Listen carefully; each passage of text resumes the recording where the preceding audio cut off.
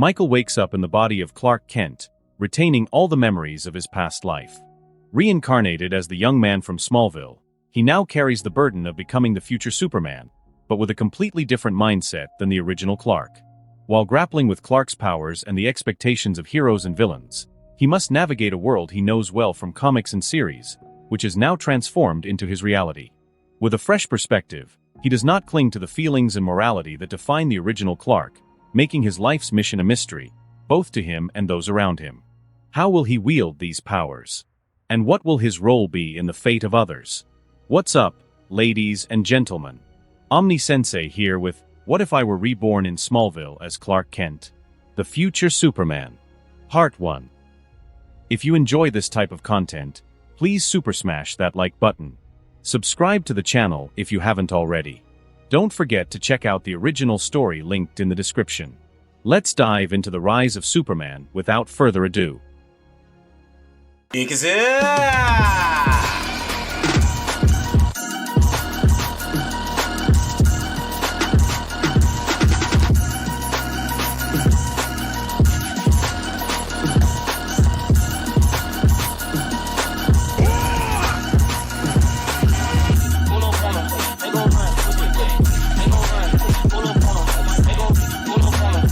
The young man slowly opened his eyes, feeling the warm comfort of the sheets around him. The ceiling of the room was familiar, but something felt different. He blinked a few times, adjusting his vision to the dim light. The walls were decorated with sports posters and family photos, elements he recognized but, at the same time, felt distant. A soft breeze passed through the open window, bringing the smell of hay and wet earth. Clark got out of bed, feeling the softness of the mattress under his bare feet. He looked around, absorbing the details of the room that somehow felt like his, but at the same time it wasn't. I'm really here, he thought, feeling a mix of excitement and disbelief. I never imagined reincarnation was real, but now I'm in the body of my favorite character. Can I be a better Clark than the original? Probably not, but I'm going to have a lot of fun here. As he walked around the room, his eyes were drawn to a piece of paper on the desk. It was the authorization form to join the school's football team. He picked it up, recalling conversations with Jonathan Kent, his father, about the risk his powers posed.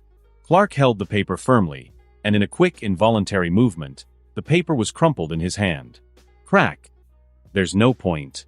Clark's dad won't sign it anyway, he thought, dropping the crumpled piece of paper into the nearby trash can. Clark approached the bed again, this time lying down carefully. The feeling of the strong, defined muscles he now possessed was almost disconcerting. Clark's muscle memory is really useful. Otherwise, I could have broken the bed, he thought, internally laughing as he settled in. He closed his eyes, trying to process everything that was happening.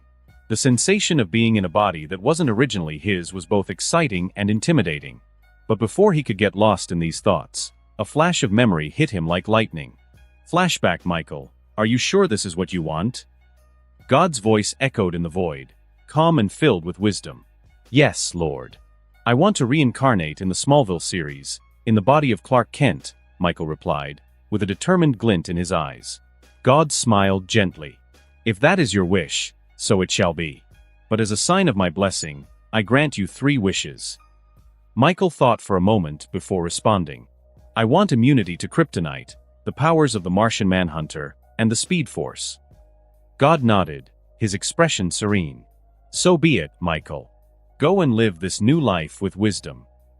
End of flashback. Tomorrow is going to be an interesting day, Clark murmured to himself, feeling a latent excitement as he adjusted in bed. The weight of the new knowledge and the recently acquired powers pulsed in his mind, but exhaustion eventually took over. Clark quickly fell asleep, his breathing slowing down as his muscles completely relaxed. The next morning, the sun rose lazily on the horizon, casting its first rays through the curtains of the room.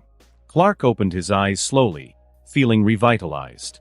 He stretched before getting out of bed, already sensing the difference in his body due to the new powers. Clark went straight to the bathroom, rubbing his eyes and turning on the faucet. As he brushed his teeth and took care of his morning hygiene, he looked at the mirror and paused for a moment, observing the reflection in front of him. 15 years old, yeah right, he muttered, incredulous at the image he saw. His physique was impressive for someone his age, defined muscles, imposing height. He ran a hand through his hair, still trying to absorb all of it. Clark finished getting ready quickly, putting on his school clothes with a dexterity that seemed natural, although he knew that skill was something he had acquired along with the body. Returning to the room, he grabbed his backpack and gave one last look around before heading downstairs. Martha Kent was in the kitchen, preparing breakfast, when she heard Clark's footsteps coming down the stairs. She turned and her eyes widened as she saw him already dressed for school. "Who are you, and what have you done with my son?" she said, with a mix of surprise and humor. Clark laughed, running a hand through his hair. "I just woke up early." "Stop acting like it's a miracle," he replied, giving a relaxed smile as he grabbed an apple from the fruit bowl. Martha shook her head, still surprised but pleased. "Well, just don't forget to have breakfast before you leave," she said, turning her attention back to the stove, but still glancing curiously at her son. "Clark, good morning," Jonathan Kent greeted his son as he entered the kitchen, grabbing the milk from the fridge with a smile on his face. He seemed excited to see Clark already up and ready for school so early. "Good morning, Dad," Clark replied, nodding while biting the apple. Jonathan placed the milk on the table and observed his son for a moment, a thoughtful expression on his face. "Clark," Jonathan began, approaching and placing a hand on his son's shoulder. "Remember to be discreet today. I know it's difficult with your abilities, but it's important that no one suspects anything." "Don't worry, Dad. I'll control myself," Clark said. "Good to hear," Jonathan responded, satisfied, before stepping away. Clark said goodbye to his parents with a brief wave, grabbing his backpack and heading out the front door. Time to start making some changes in Clark's life, he thought as he crossed the yard toward the bus stop. The school bus was already in sight, and Clark quickened his pace, but without exaggerating his speed to avoid drawing attention. As he boarded the bus, he saw Pete and Chloe chatting animatedly in the front seats. "I told you, Pete." "He was going to catch the bus," Chloe said with a victorious smile, extending her hand to Pete. Pete, with a sullen face, rolled his eyes and handed Chloe a $10 bill. "I knew I was going to win," she commented, satisfied. Clark watched the scene with a mischievous grin before quickly snatching the money from Chloe's hand. "I'll take this," he said, ignoring their surprised expressions. "Hey, that was mine," Chloe exclaimed, annoyed. "Taxes," Clark replied, with a carefree smile. "5 for me, 5 for you," he added, tossing half of the money back to Chloe before sitting in the front seat. Chloe crossed her arms, still pouting, but unable to suppress a small smile. Pete just shook his head, laughing at Clark's audacity. "Bold move for a farm boy," Chloe said, raising an eyebrow as she looked at Clark with a playful gaze. "I'm just collecting what's fair," Clark replied, shrugging as he kept the half of the money he had taken. His tone was casual, but the smile on the corner of his mouth showed he was enjoying the situation. "Competing for my money," Pete commented, pretending to be indignant as he crossed his arms and glared at Clark. "You lost the bet. The money's not yours anymore. Besides, it makes me sad to see my friend betting against me," Clark said, adopting a playful tone, but trying to keep a serious expression. It was clear he was just teasing. Pete just rolled his eyes and shook his head, ignoring Clark's provocation. Then, he changed the subject, his eyes fixed on his friend's face. "And the football team permission form? Did you convince your dad?" Chloe widened her eyes in surprise, quickly turning to Clark and Pete. "Are you two trying out for the team?" she asked, clearly surprised. "I changed my mind," Clark replied, his voice firm but not losing the lightness in his expression. "We don't have a choice, Clark," Pete said, his expression serious as he looked at his friend. "Why don't you have a choice?" Chloe asked, raising a curious eyebrow. Pete sighed. "Every year, one freshman is chosen to be the scarecrow. The seniors take the unlucky one, tie him to a post in the middle of the cornfield, and leave him there overnight. It's a kind of stupid initiation ritual," he explained, his voice filled with disapproval. He paused, watching Chloe's reaction, who now wore a disgusted expression. As Pete spoke, Clark glanced out the bus window, watching the streets of Smallville pass by quickly. In the original, Clark was supposed to be the scarecrow. But with me here, that's impossible, he thought, reflecting on the situation. Should I mess with the athletes or be superior and forget about this? "The freshman who goes through that will need therapy," Chloe commented, her voice revealing the seriousness with which she viewed the situation. "It's terrible to think something like this still happens." When the bus finally arrived at the The three friends were lost in their thoughts. The vehicle slowed down and stopped smoothly in the school parking lot. Hiss. The sound of the bus brakes echoed as the students began to rise from their seats. Clark, Pete, and Chloe got off together, ready to face whatever the day had in store. The sound of the bus brakes echoed through the air as students began to rise from their seats. Clark, Pete, and Chloe got off together, ready to face whatever the day had in store. "Look who's over there," Pete commented, giving Clark a light nudge with his elbow.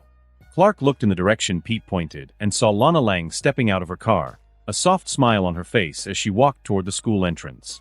Clark's teenage crush, he thought, feeling a slight pang in his chest at the sight of Lana, but he quickly dismissed the thought, looking away. "I'm not going to hold on to feelings that aren't mine." Clark averted his gaze from Lana.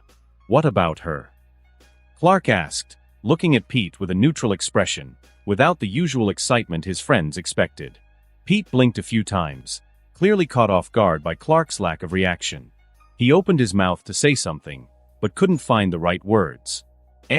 Nothing, man," he replied, somewhat confused, scratching the back of his neck as he tried to cover up the failure of his attempt at teasing. "Let's go in," Clark said, nodding toward the school entrance, taking the lead as he started walking ahead. Pete and Chloe exchanged curious glances, noticing that Clark hadn't lingered on the sight of Lana as usual. Chloe raised an eyebrow, intrigued, but decided not to comment, while Pete just shrugged, accepting that Clark was acting differently today. The two followed him, matching his pace. "So, any plans for today besides surviving classes?" Chloe asked, trying to ease the tension with some light conversation as they walked into the school, their steps echoing through the crowded hallways. "Not much," Clark replied casually, opening the school door and stepping inside, his words carrying a tone of indifference as he made his way toward his locker. Pete and Chloe exchanged another glance, even more curious about what was going on with Clark that day, but they decided to drop the subject, at least for now. "I'll catch up with you guys later," Chloe said, veering off into another hallway while Clark and Pete continued toward their lockers. "I need to drop off some things before we head to class," Clark said as he approached his locker. Pete, who had the locker next to his, nodded, already fiddling with the lock on his own. Clark opened his locker, pulling out his chemistry book and quickly organizing its contents. "Clark, I'm heading to history class." "See you later," Pete said, closing his locker with a light bang, giving a quick wave to his friend before walking off down the busy hallway. "All right, see you later," Clark replied, watching Pete walk away before closing his own locker. In another part of the school, Jeremy Creek stood alone, staring at a row of trophies inside a display case. The surrounding area was quiet, allowing Jeremy to get lost in his thoughts. His eyes were fixed on an old photo, highlighted among the trophies. In it, 3 football players smiled proudly, their uniforms gleaming with the reflection of the ambient light. "I still remember. They thought they were untouchable," Jeremy thought, the suppressed anger evident in his expression as he stared at the photo. He ran his fingers along the frame of the display case as if trying to capture something beyond the image. After a few minutes, Jeremy stepped away from the display case, his somber demeanor reflecting the intensity of his emotions. He left the area silently, the echo of his footsteps fading in the empty halls. Clark was walking alone through the halls, on his way to chemistry class, when his eyes were drawn to the school's trophy display, a place where past glories were proudly showcased. He stopped for a moment, observing the gleaming shelves that housed trophies, medals, and photos from old championships. "Damn, I knew I was forgetting something," Clark thought, feeling a slight annoyance as he realized what he had just ignored. Memories of the villain from the first episode of the series, Jeremy Creek, started to flow through his mind. He knew exactly what was going to happen, but at the same time, he felt it wasn't the right moment to get involved. "I could do something, but maybe I shouldn't mess with what's already destined to happen," he reflected as he stared at the display for a few more seconds. After a brief moment, he made his decision. With a sigh, Clark turned his gaze away from the trophies and continued on his way to chemistry class. "Excuse me," Clark said as he opened the door to the chemistry classroom, already a few minutes late.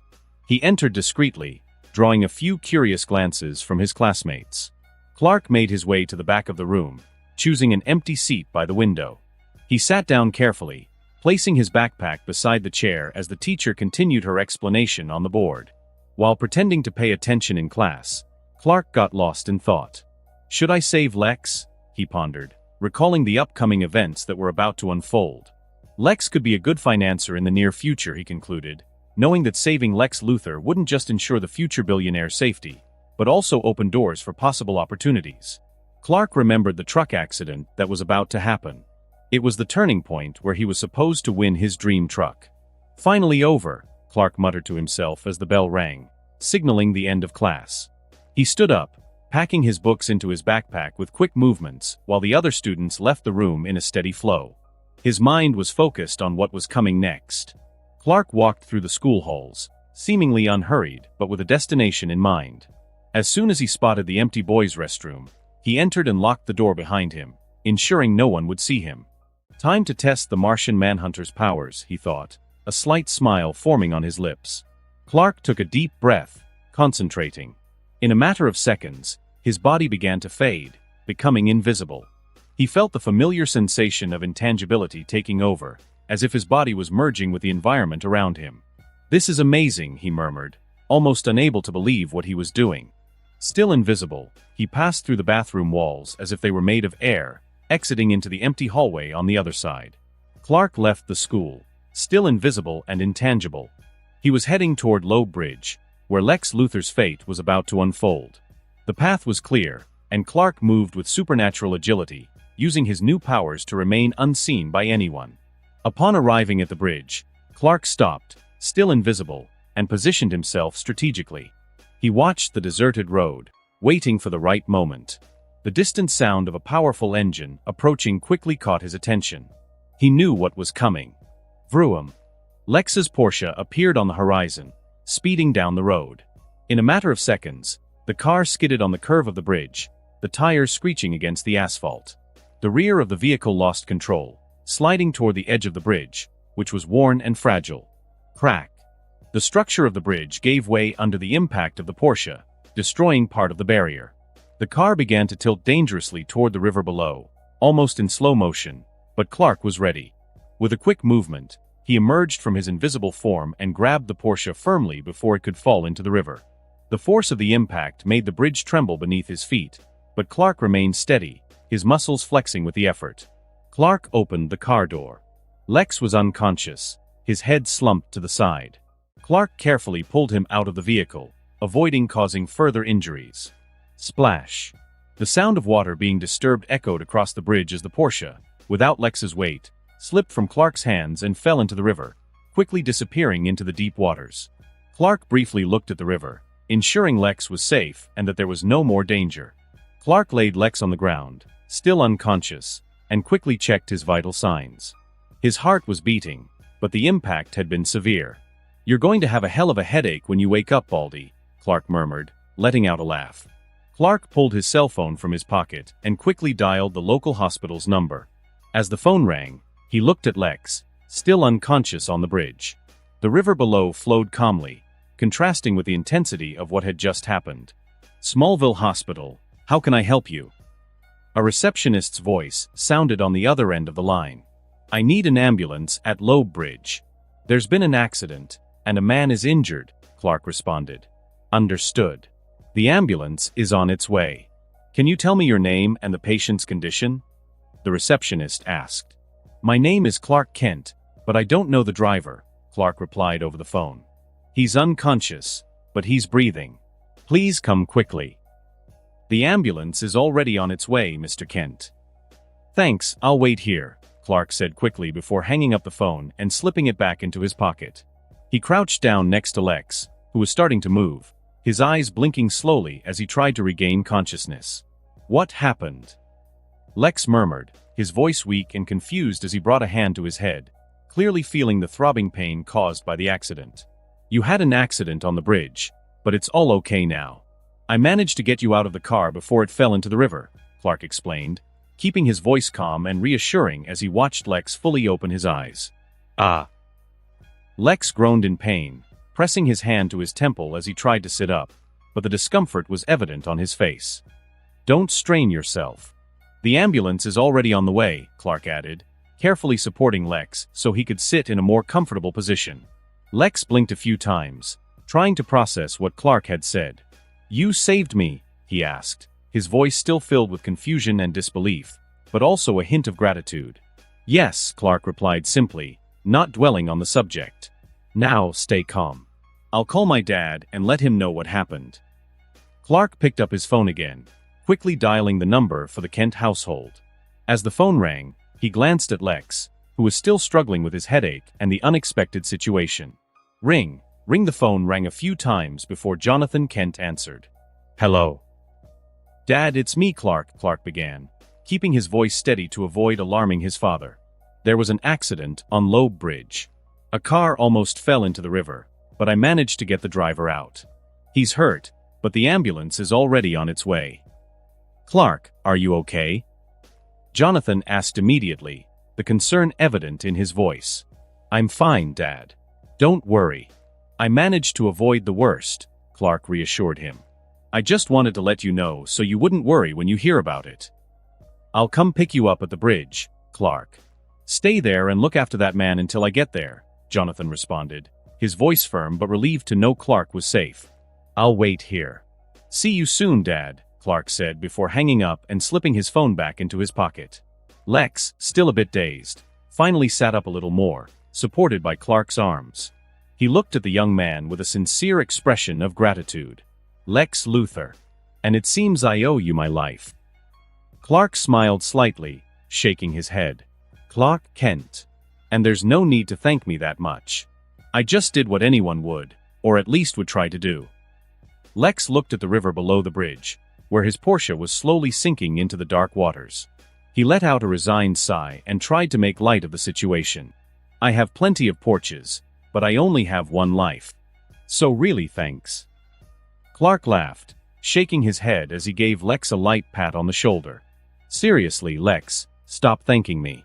You're going to make me blush. Lex gave a smile, though still pained, and nodded. The conversation was interrupted by a distant sound that quickly approached. Siren.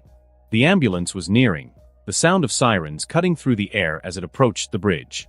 Clark and Lex stood up, watching as the vehicle stopped nearby, with paramedics quickly emerging to tend to Lex. Sir, we'll take care of you, one of the paramedics said, while another prepared a stretcher. Lex nodded, allowing them to help him lie down on the stretcher. I'm fine, just a bad headache, he commented, trying to downplay the incident. The paramedics began treating Lex, checking his vital signs and putting a cervical collar on him as a precaution. Meanwhile, Clark stepped back a bit, watching the scene and feeling relieved that everything had ended well. Lex looked at Clark one last time as he was placed in the ambulance. Clark, I'll see you soon. And again, thanks. Clark nodded, keeping a smile. See you, Lex. Take care. The ambulance doors closed, and it started driving away, taking Lex to the hospital. Clark stood there for a few more minutes, breathing deeply as he absorbed everything that had happened. Soon, the distant sound of an engine approaching indicated that Jonathan was arriving. Jonathan parked the truck next to Clark, quickly getting out with a worried expression. Clark, are you okay? Jonathan asked, scanning his son for any signs of injury. I'm fine, Dad, Clark replied, nodding to reassure Jonathan. The driver was taken to the hospital, and everything's under control now. Jonathan breathed deeply, relieved but still concerned. He glanced at the bridge, where the wreckage of Lex's car was partially visible. You did the right thing, son, he said, placing a firm hand on Clark's shoulder. Let's head back to the farm. Clark nodded, following Jonathan to the truck. He got into the vehicle and closed the door as Jonathan settled into the driver's seat. The truck's engine rumbled softly as Jonathan started it, and soon they were driving away from the bridge, heading home. During the ride, silence hung in the air for a few minutes, broken only by the sound of the tires rolling over the asphalt and the rustling of trees lining the road. Jonathan finally broke the silence, his voice calm but full of curiosity. Who was the driver, Clark? Clark looked out the window, watching the darkness pass by quickly. His name is Lex, he replied, keeping his tone casual. He was alone when the accident happened. I managed to get him out of the car in time.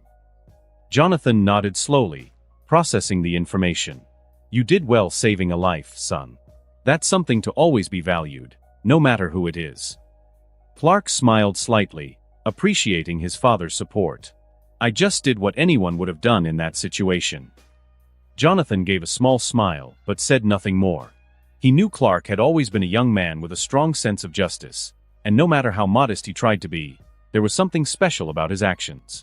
The rest of the drive back was peaceful, with both of them lost in their own thoughts. The steady hum of the truck's engine was almost comforting, and Clark allowed himself to relax, feeling increasingly comfortable with the choices he had made that day. Clark was sitting at the computer desk in his room. Night had already fallen, and the soft glow of the desk lamp illuminated the screen as he considered his options. I could use the strategy of every reincarnated person and copybooks from my previous life, he thought, a slight smile appearing on his face as he realized the possibilities this would bring. Clark quickly opened a browser and typed Harry Potter into the search bar. The pages loaded instantly, and he began scrolling through the results. To his surprise, there was no mention of J.K. Rowling or the famous wizard anywhere. He smirked slightly. The confirmation that he was in a world where Harry Potter didn't exist gave him a strange feeling of power and opportunity. Harry Potter doesn't exist in this world, Clark murmured to himself, a mischievous smile spreading across his lips. The idea of introducing one of the greatest book series from Earth was tempting, almost irresistible. The screen glowed in the darkness of the room, lightly illuminating his hands as he prepared to type. With a burst of super speed, Clark began typing furiously. The words flowed from his mind to the screen with an almost supernatural ease. Every sentence, every paragraph was reproduced exactly as he remembered, and within minutes, he had completed the first chapter of Harry Potter and the Philosopher's Stone. The sound of the keys being pressed was a constant rhythmic echo in the quiet room. Clark paused for a moment, looking at the screen with satisfaction. One chapter down. Just a few more to go, he thought, amused by the idea of introducing J.K. Rowling's masterpiece to a world where it didn't yet exist. The feeling of power and control over this new universe was intoxicating, and he couldn't wait to see what else he could do with this knowledge. Clark, dinner's ready. Martha Kent's voice echoed through the house, interrupting his thoughts. Clark sighed, giving the screen one last glance before standing up. I could have finished more, he thought as he saved the document and closed the file. Time flowed differently for him now, but even so, he had to adjust to the normal rhythms of life in Smallville. Coming, Mom. Clark called back, shutting down the computer and getting up from the chair. He took one last look around the room before leaving, already planning to return after dinner to continue writing. Clark descended the stairs, smelling the pleasant aroma of the dinner Martha had prepared. When he entered the kitchen, he found his parents already seated at the table, the simple yet delicious meal of roast beef, potatoes, and vegetables arranged on the plates. Were you on the computer, Clark? Martha asked with a smile, noticing the slight distraction in her son's eyes.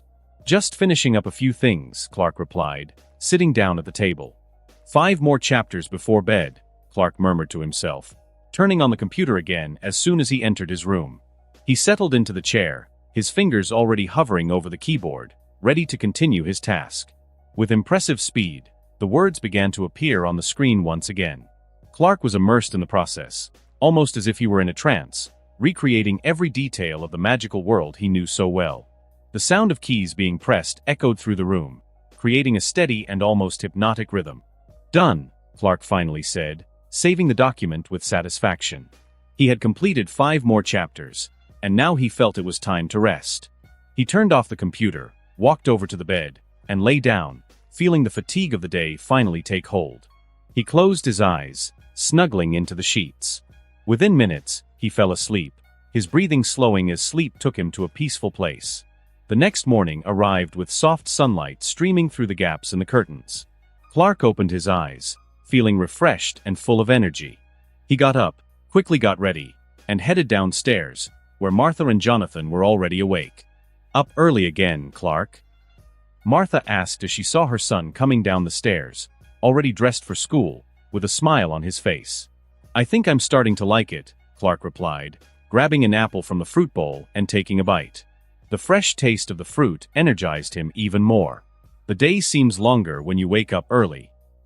The weather was pleasant when Clark arrived at school. The parking lot was already filled with students, and he walked toward the main entrance, noticing a few curious looks and whispers from classmates as he passed through the hallways. Hey Lana, Clark responded, keeping his tone casual but noticing the difference in her behavior. I heard about what you did yesterday, Lana began, stopping in front of him.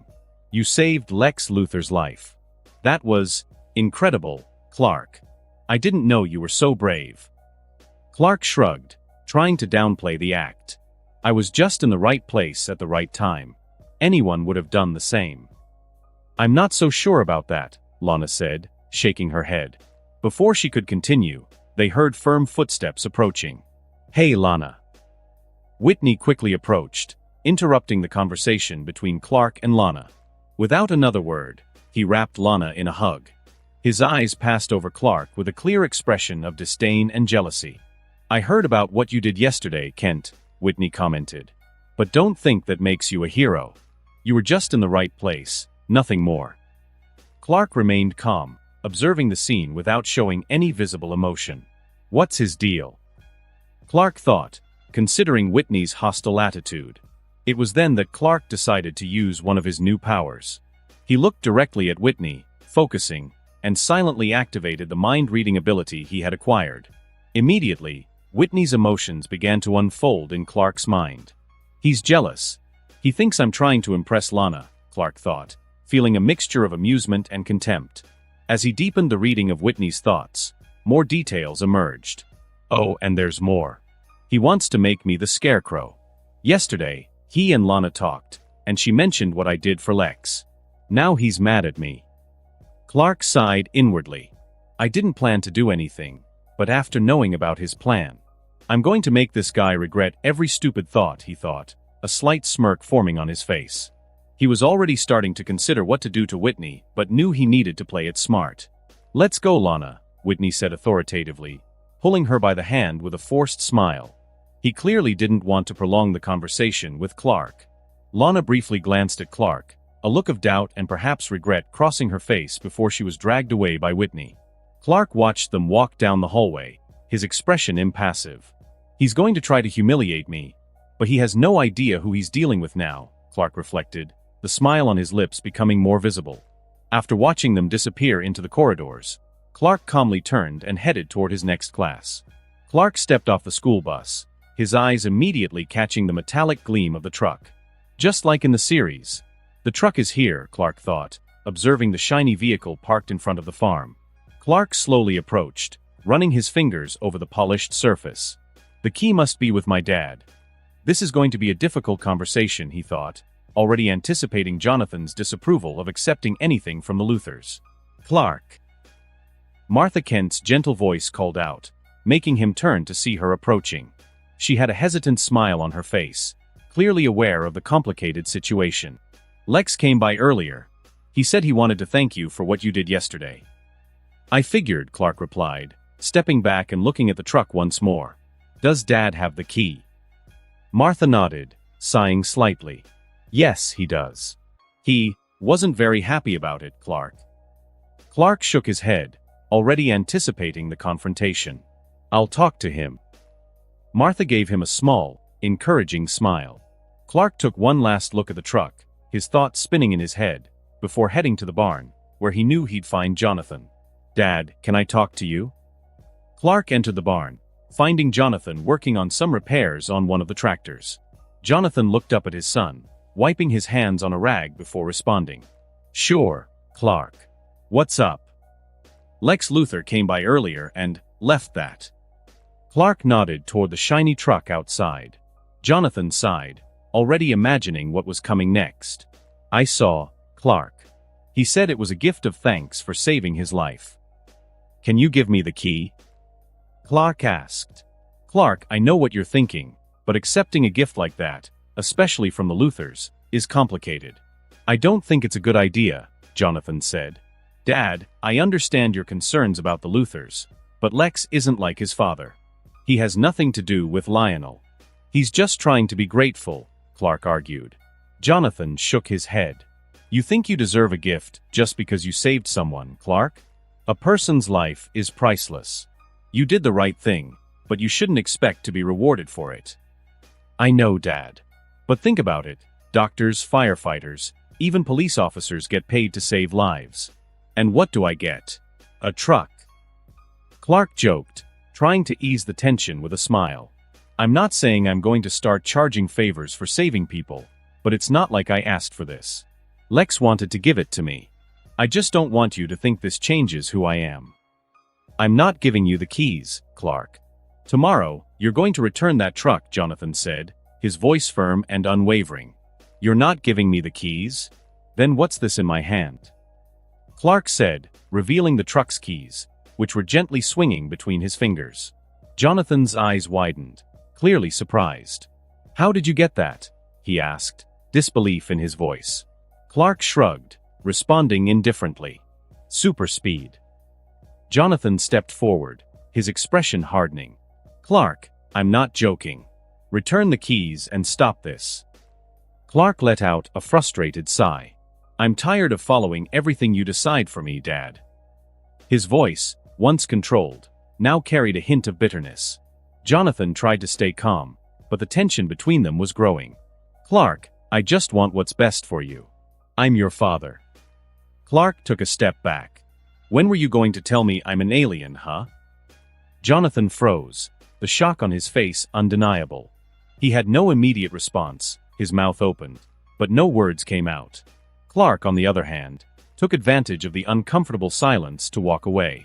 I'm going for a drive in the truck, Clark said, turning to leave the barn. When you decide to be honest with me, then you can come at me with this moral lesson. Jonathan stood there, watching his son walk away, unable to respond. Clark left the barn without looking back, feeling the weight of the words he had just said but with no desire to take them back. As he stepped out of the barn, Clark felt the cool air hit his face, mixed with the familiar scent of the farm he knew so well. He reached out, grabbing the bough carefully placed on the hood. With a quick motion, he tore it off and tossed it aside. Clark opened the truck door and got in, immediately feeling the comfort of the leather seats. The new car smell still filled the air, something he had never experienced before. His fingers wrapped around the steering wheel. The old Clark would probably feel guilty about this, he thought, turning the keys in the ignition. The engine purred softly, the powerful sound filling the air. He gripped the steering wheel more firmly, feeling the power of the machine under his control. Clark opened the truck door and got in, immediately feeling the comfort of the leather seats. The new car smell still filled the air, something he had never experienced before. His fingers wrapped around the steering wheel. The old Clark would probably feel guilty about this, he thought, turning the key in the ignition. The engine purred softly, the powerful sound filling the air. He gripped the steering wheel more firmly, feeling the power of the machine under his control. Clark started the truck and slowly drove away from the farm, feeling the smooth vibration of the engine under the hood. He looked out the window and watched the field stretch out around him, while the sun set on the horizon, painting the sky in shades of orange and pink. Dusk in Smallville always brought a sense of peace. Something he had always appreciated, but now it felt even more significant. Accelerating a bit more, Clark let the roar of the engine fill the silence, driving without a specific destination. The wind blew through the open window, messing up his hair as he explored the outskirts of town. After a few minutes on the road, he noticed the fuel gauge was dangerously close to the reserve mark. Damn, I forgot these tanks don't fill themselves, Clark commented, chuckling softly at his own distraction. Soon, he spotted a gas station on the horizon. He slowed down and pulled into the station, parking next to the pump. Clark got out of the truck, grabbed his wallet, and began filling the tank. The attendant watched him curiously, perhaps recognizing him as the Kent boy, but said nothing. Lex could have at least given me this truck with a full tank. With the tank filled, Clark quickly paid and got back on the road, already thinking about returning to the farm. As he drove back, the sky began to darken, and the first stars appeared, dotting the sky with soft lights. When he arrived at the farm, Clark noticed the house lights were on, and as he expected, Martha was standing at the door, concern evident in her eyes. "Clark, are you okay?" she asked, crossing her arms as she watched her son get out of the truck. "I was worried. You left like that without telling anyone." "Sorry for leaving without saying anything, Mom," Clark said, looking at Martha with a sincere expression of regret. "I understand, Clark. I just don't want you and your father to keep fighting over this." "Jonathan's in the barn. Maybe you should talk to him," she suggested, her voice soft and loving, as she stepped forward and wrapped her son in a warm hug. "I'll talk to him," Clark replied with a sigh. "Thanks, Mom." She smiled, releasing him from the hug and giving him a gentle pat on the shoulder before heading back inside the house. Clark took a deep breath and headed for the barn. As he approached, he saw the faint light inside, and there, Jonathan was standing with his back turned, fiddling with some tools, clearly distracted by his work. "Dad." Clark called. Jonathan stopped what he was doing, but he didn't turn around immediately. He took a deep breath, as if knowing this conversation was inevitable. After a moment, he slowly turned, facing Clark with a serious expression, though not angry. "I should have told you earlier, about the ship, about who you really are," Jonathan began, his voice carrying a mix of regret and hesitation. "When you were little, your mother and I found a spaceship in the field, the night of the meteor shower." Jonathan stepped forward, getting closer to Clark, as if the proximity might ease the tension between them. "You were inside it, Clark. That's when we realized you weren't like other kids. But deep down, you've always been our son." "It's good to hear that from you directly," Clark said. "Can I see my ship now?" Jonathan looked at Clark for a moment, considering his response. He knew this moment would come sooner or later. With a silent nod, he placed a hand on his son's shoulder and motioned for him to follow. "Let's go to the cellar," Jonathan said as he led the way, his steps slow and thoughtful. They descended the wooden stairs together, the slightly cold and damp air enveloping them as they neared where the ship was hidden. Jonathan stopped in front of a structure covered by a large, old, and faded sheet. He looked at Clark for a moment, as if waiting for him to be ready for what he was about to see. With a quick and firm motion, Jonathan pulled the sheet, revealing the silver spaceship, worn by time. "This is the ship that brought you to us," Jonathan said, his voice low and reflective. "It's been here all this time." Clark stared at the ship for a few seconds, his fingers gently brushing over the metallic surface. "If a baby can pilot a spaceship, a teenager can drive a truck," Clark commented, a small smirk forming on his face, trying to ease the tension in the conversation. "I don't think accepting a gift from a Luther is a good idea," Jonathan began, his voice firm but without the stern tone of earlier. "But this will be your first choice as an adult, and it will be up to you to deal with the consequences." Clark looked at his father, surprised by his words. The rigidity Jonathan usually showed was there, but now there was a clear intention to let Clark make his own decisions. "Thanks, Dad," Clark replied. Jonathan nodded, his eyes turning back to the ship for a moment before pulling the sheet back over it. He carefully adjusted the fabric, covering the ship once more. "Let's head back up," Jonathan said, turning and beginning to walk toward the stairs leading back to the house. Clark followed him in silence, feeling that the conversation had established a new understanding between them. As they reached the top of the stairs, Jonathan paused and turned to Clark, giving him one last look before leaving the cellar. "Good night, Clark. Think carefully about your choices," Jonathan said calmly, giving his son a light pat on the shoulder before heading back to the barn to continue his work. Clark stood still for a moment, reflecting on what had just happened, before finally heading to his room. "Done. Finally finished," Clark murmured to himself, leaning back in the chair as he saved the book file on the computer. The last chapter of Harry Potter and the Philosopher's Stone was complete, and Clark felt a mix of satisfaction and relief at seeing the progress he had made. He grabbed a blank CD from the shelf beside him and inserted it into the CD burner. With a few quick clicks, he began burning the file onto the disc. As the process took place, Clark leaned back in the chair, gazing at the screen with a slight smile. "Tomorrow I should go see Lex. Thank him for the gift and see if he can help me with the book," he thought, knowing Lex's support would be essential to getting the project off the ground. "With his influence and resources, I could launch this faster than I imagined," he reflected, already envisioning the possibilities. The CD burner emitted a soft beep, indicating that the process was complete. Clark removed the disc, labeling it with a pen before storing it carefully. He looked around the room, still illuminated by the soft glow of the bedside lamp. The quiet of the night surrounded him, bringing a sense of tranquility. Clark shut down the computer and stood up, walking over to the bed. He took off his shoes, stretched his arms with a slight yawn, and carefully lay down on the bed, feeling the comfort of the sheets around him. "Tomorrow's going to be a busy day," he murmured to himself, closing his eyes as he settled in. His thoughts wandered between the success of the book and what Lex might say, but the fatigue finally began to take over. Within minutes, Clark fell asleep, his breathing becoming soft and rhythmic as sleep carried him into a peaceful and refreshing night. "Frank," a familiar voice echoed through the auto shop. Frank looked up from the engine he was working on, wiping his grease-covered hands on an old rag. He slowly turned, frowning when he saw who was standing at the entrance of the shop. Jeremy, a young man he immediately recognized. There was something unsettling about Jeremy's face. His eyes gleamed in a way that made Frank shudder inside. "Jeremy Creek?" Frank asked, clearly surprised, but his voice quickly turned defensive. "What are you doing here?" Jeremy walked into the shop, his steps slow and controlled, with a cold smile on his face. "Don't you recognize me, Frank? I was the scarecrow you and your friends picked 12 years ago."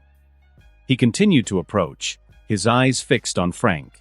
Frank took a step back, now fully remembering. He cleared his throat, nervous. That was just a prank. A stupid game the seniors pulled every year. No one really got hurt, he tried to justify, his voice trembling slightly. "A game," Jeremy repeated, with a dark and ironic tone, stopping a few feet from Frank. "You tied me up in a cornfield, left me there all night. You think that was just a game?" He stepped forward again, and Frank began to feel the real danger of the situation. "Listen, man. That was a long time ago. I'm sorry about it. We were young, stupid," Frank stammered, now visibly shaken. He tried to take another step back, but Jeremy was quicker.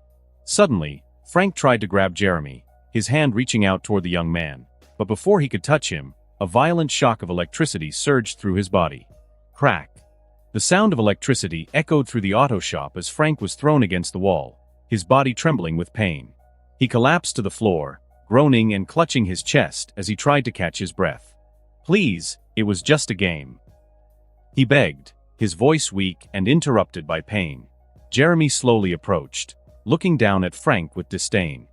"You want to know what I want, Frank?" Jeremy asked, kneeling beside him. "I want to play." Before Frank could respond, Jeremy raised his hand, and a new wave of electricity coursed through Frank's body. Zap! The sound of electric pulses echoed through the shop, while Frank screamed in pain, his body shaking uncontrollably. The screams soon faded, and Frank fell to the floor, motionless, his eyes glazed and lifeless. Jeremy stood up, looking down at Frank's unconscious body for a moment. Then he turned to a framed picture hanging on the wall, where Frank and two other teammates were smiling in an old championship photo. Jeremy stared at the image for a moment before giving a slight smile. "You two are next," he murmured, reaching out his hand. A pulse of electricity shot through the air, shattering the glass of the frame and sending the picture crashing to the floor with a loud bang. Without looking back, Jeremy walked out of the auto shop, leaving chaos and destruction behind. Clark adjusted the rearview mirror of the truck as the CD rested on the passenger seat, his fingers tapping the steering wheel as he drove to the library. The sun shone brightly that morning, and the fields surrounding Smallville gleamed under the light. Clark took a deep breath, feeling more confident than ever. Parking in front of the town library, he grabbed the CD from the seat, holding it carefully. "Let's do this," he murmured to himself before getting out of the truck and entering the building. The library was as quiet as ever, the soft sound of pages turning and the clicking of keyboards echoing through the room. Clark headed straight to the counter, where the librarian, a middle-aged woman with thin glasses, greeted him with a kind smile. "Good morning," she said, noticing the CD in Clark's hands. "How can I help you?" "Yes, I need to print some pages from this file," Clark replied, handing her the CD. "I'll print a few copies." The librarian nodded, taking the CD and moving to the computer behind the counter. Clark watched as she loaded the file and started printing. The sound of the printer filled the air, and Clark took the moment to glance around, observing the shelves filled with books that seemed to be waiting for readers. A few minutes later, the librarian returned with a stack of printed pages, placing them on the counter. "Here are your prints. Will you be paying with cash or card?" Clark sighed quietly as he pulled out his wallet. "Cash," he replied, handing her some bills. As he paid, he realized his money was running low. "I need money soon," Clark murmured to himself as he pocketed the change and placed the printed pages in a folder. He retrieved the CD and left the library, the sound of the doors closing behind him. In the parking lot, he opened the truck door and tossed the folder with the prints and CD onto the passenger seat. He got into the vehicle, adjusted the mirror, and glanced at the prints with a satisfied smile. "Now it's off to the Luther mansion," he said, starting the engine and pulling out of the parking lot toward his next destination. Clark was behind the wheel, his eyes carefully watching the road ahead as the engine purred smoothly. The day was clear, and the sunlight reflected off the green fields around him. As he drove toward the Luther mansion, something caught his attention. An ambulance was parked in front of a workshop, its lights still flashing but silent. A small crowd of onlookers had gathered, watching as paramedics worked inside the building. "Frank," Clark murmured, recognizing the name of the workshop and the situation. He frowned, remembering Jeremy Creek and his intentions. This is related to him. After I handle things with Lex, I'll call Chloe and find out the details. Clark thought he spotted Pete and Chloe among the curious crowd, but decided to ignore it for now. He knew the situation could wait until after his meeting with Lex was resolved. Lex's mansion. Clark parked the truck at the entrance of the imposing Luthor mansion, pausing for a moment to take in the grandeur of the place. He turned off the engine, the sound fading to silence, as the surrounding environment absorbed the quiet. He got out of the vehicle, carefully closing the door, and walked toward the mansion's entrance. As he reached the front door, a butler with a serious expression and rigid posture greeted him. The man, with graying hair and wearing an impeccable suit, looked at Clark with a mixture of curiosity and suspicion. "May I help you, sir?" the butler asked, his tone formal and polite, though he did not seem to recognize the visitor. "Yes, my name is Clark Kent," Clark replied with a light smile. "I'm here to see Lex." The butler looked at Clark for a moment, clearly trying to remember if there was an appointment. "Mr. Luthor was not expecting visitors today. Allow me to confirm if he can see you."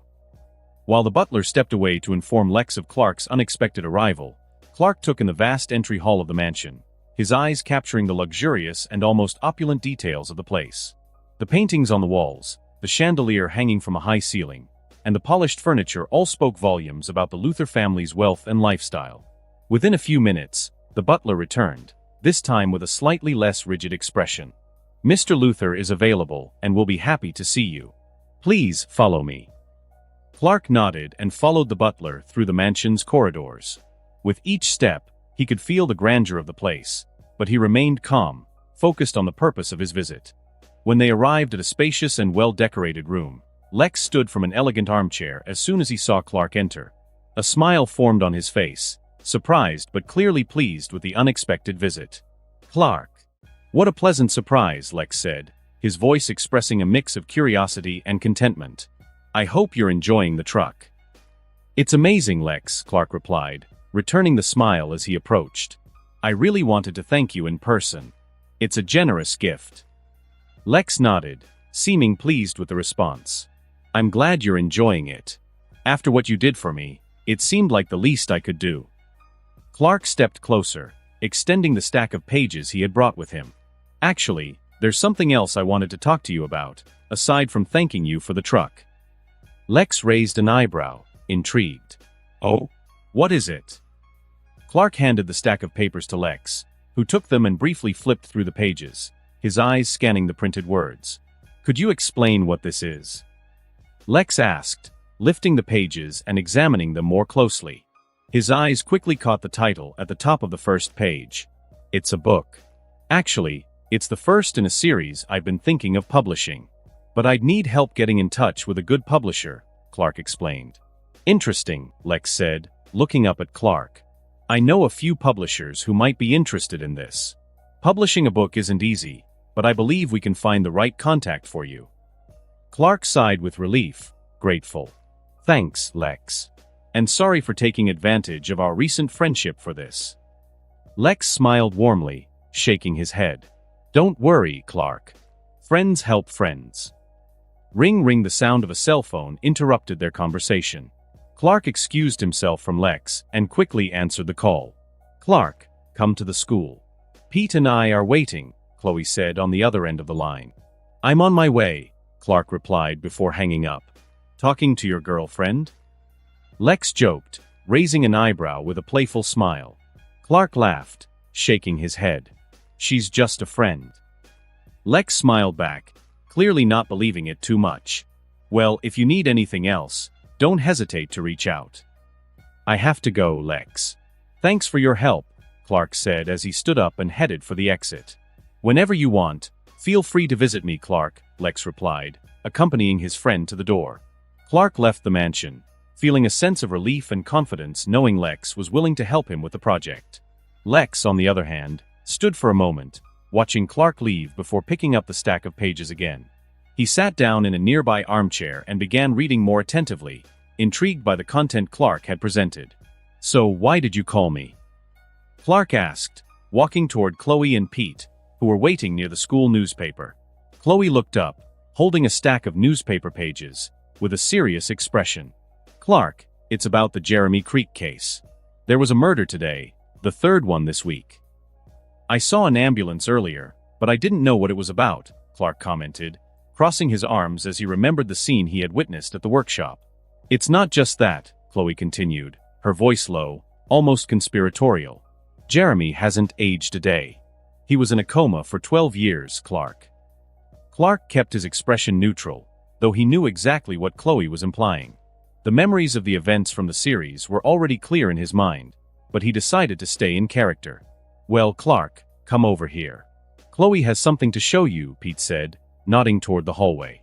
Clark followed Pete, aware that they were heading toward the famous school newspaper board, where Chloe collected her theories and articles on the strange events happening in Smallville. Even though he already knew what it was about, he maintained a casual expression, as if he had no idea what was coming next. Chloe, who was already waiting beside the board, looked at Clark with an excited smile, though there was a hint of seriousness in her demeanor. "Welcome to the Wall of Weird," Chloe said, enthusiastically pointing to the wall covered in newspaper clippings, photos, and notes. Clark raised an eyebrow, feigning surprise as he stepped closer to the board. Exactly like in the series, he thought, observing the pictures and clippings. It was a collage of everything Chloe had investigated about the bizarre events in town. Photos of people with strange powers, stories of mysterious murders, and newspaper clippings highlighted the dark and supernatural side of Smallville. "What's this?" Clark asked, taking a step forward to pretend he was seeing it for the first time. "This is my personal obsession," Chloe replied with a playful smile.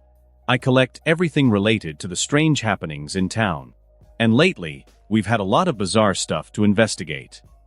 "Who would have thought my friend would be the crazy conspiracy theorist," Clark said, casting an ironic look at Chloe as he observed the wall of clippings and notes. "I'm not crazy, I'm a journalist," Chloe replied, crossing her arms and raising an eyebrow. "And all of this is very real, Clark. The evidence is right here for anyone to see." Clark shrugged, feigning a look of surrender. "If you say so, I believe it." As he spoke, something caught his attention. The distant sound of someone mentioning his name reached his ears. Clark immediately activated his super hearing, focusing on the voice. "Kent? We're gonna get him after school. Whitney's waiting outside." Clark narrowed his eyes briefly, realizing that the football team was talking about him. He returned to the moment and looked at Chloe and Pete. "Sorry guys, I've got to go. There's something I need to take care of." Without waiting for a response, Clark quickly left the hallway, already aware of what was happening. Whitney and a few members of the football team were waiting for him, ready to cause trouble. As he exited the school, Clark spotted Whitney and two other team members leaning against a truck, chatting and laughing. Whitney turned, seeing Clark approaching, and his expression shifted from disdain to a malicious smile. "Looking for me?" Clark asked, staying calm as he approached the group. Without answering directly, Whitney shoved Clark hard. Clark purposely fell, grabbing Whitney's arm in the process, just to see what he would do. "Ah!" Whitney let out a cry of pain as he felt his arm being twisted. Clark used his X-ray vision to check the injury, noting that Whitney's arm wasn't seriously hurt, but the discomfort was clear. Whitney tried to recover, but before he could react, the other two team members grabbed Clark's arms, attempting to hold him. Whitney, still nursing his aching arm, ordered, "Put him in the truck, let's get out of here." With a quick move, Clark spun his body, pulling the two players forward and easily throwing them to the ground. Thud. The impact echoed as the students around began to gather in a circle, curious and surprised by the scene. The players, dazed, tried to get up, but Clark remained calm, holding back from using too much force. "I told you you won't succeed," he murmured, watching as the two clumsily attempted another attack. With a sidestep and a gentle push, Clark made them fall again. Bam! The two team members were on the ground, clearly defeated, while Whitney, who had been watching confidently until now, looked at his friends with a mix of surprise and fear. He stepped back, his arrogant smile quickly fading. Chloe and Pete arrived running, blending into the silent crowd, all shocked by what was happening. "Clark, what's going on?" Chloe murmured, clearly worried but also fascinated by the situation. Clark ignored the stares in his direction and approached Whitney, who was visibly terrified. Clark leaned in, calmly whispering in his ear, "I didn't want anything with Lana, but now you've made me change my mind." Before Whitney could react, Clark reached out and ripped the kryptonite necklace off his neck. Whitney gasped in shock, and Clark, with an ironic smile, gave him 3 light pats on the cheek, just enough to humiliate him but not to hurt. "I think you should stop trying to provoke me," Clark said calmly. Whitney stood frozen, his face paling with fear as he saw his friends defeated and powerless. He didn't know what to say or do. Clark, on the other hand, simply turned and began walking away as if nothing had happened. The crowd of students, still in shock, parted to let him pass, the silence broken only by the surprised murmurs of a few onlookers. Chloe and Pete hurried to follow him. "Clark, what was that?" Chloe asked, still shocked, as she ran alongside him. Clark shrugged, a slight smile on his lips. "Nothing much. Just had to take care of a few things," he replied calmly, as if what had just happened didn't matter. Pete and Chloe exchanged confused glances, but continued to follow him without pushing the issue further. As they reached the parking lot, Pete suddenly stopped when he saw Clark's new truck. His jaw dropped as he stared at the shiny vehicle parked there, as if he couldn't believe what he was seeing. "Is this truck yours?" Pete asked, his eyes wide with surprise as he admired the vehicle gleaming under the sunlight. Clark shrugged, already wearing a slight smile as he walked toward the truck. "Yeah, Lex gave it to me as a gift." Pete paused for a moment, trying to process what he had just heard. "Lex Luthor gave you a truck? Dude, that's unbelievable." Chloe, walking beside Clark, raised an eyebrow at the vehicle. "You've got to admit, Clark, that's pretty impressive. He barely knows you, and he's already giving you gifts like this."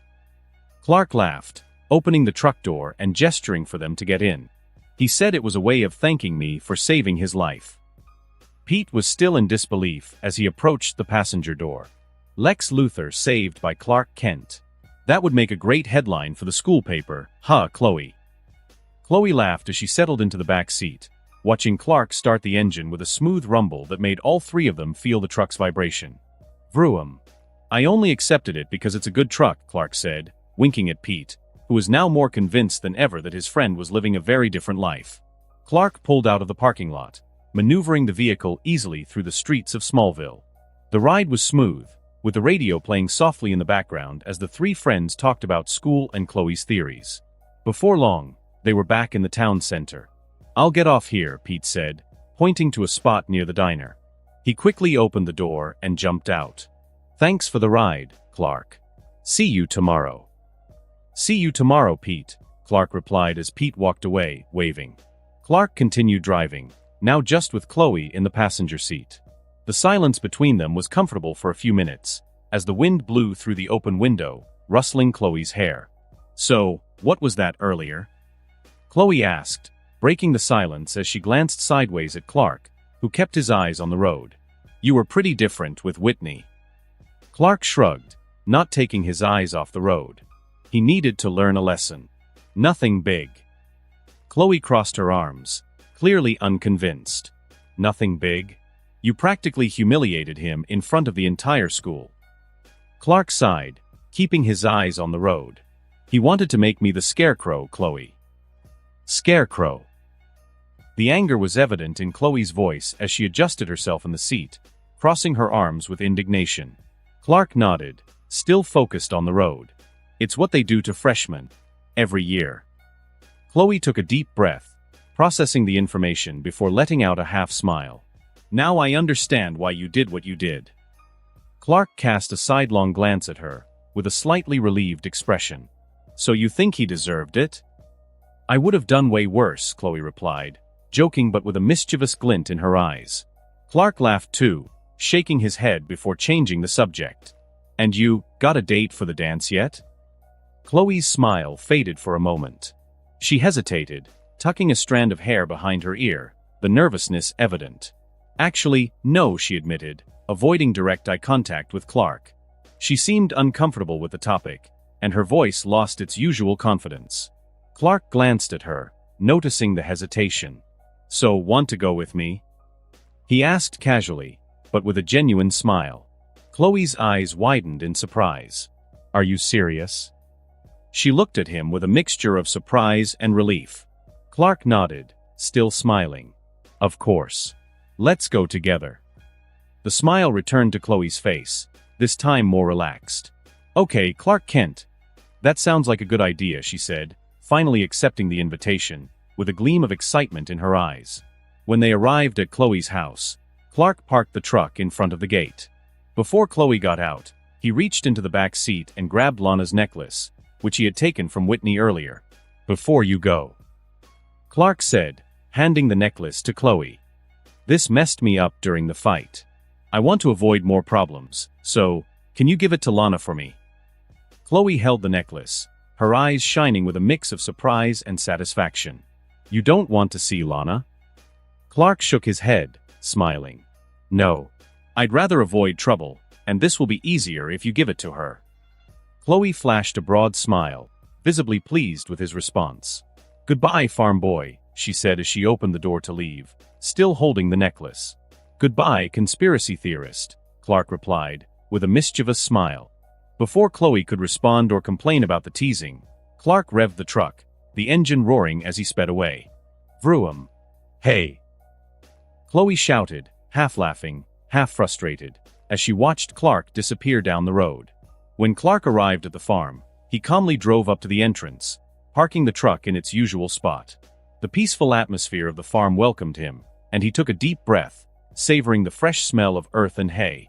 As he turned off the engine, he saw his father, Jonathan, outside, checking something on the tractor near the barn.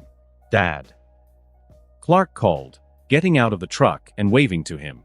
Jonathan looked at his son, wiping his hands on a cloth before walking over to him. What's going on, Clark?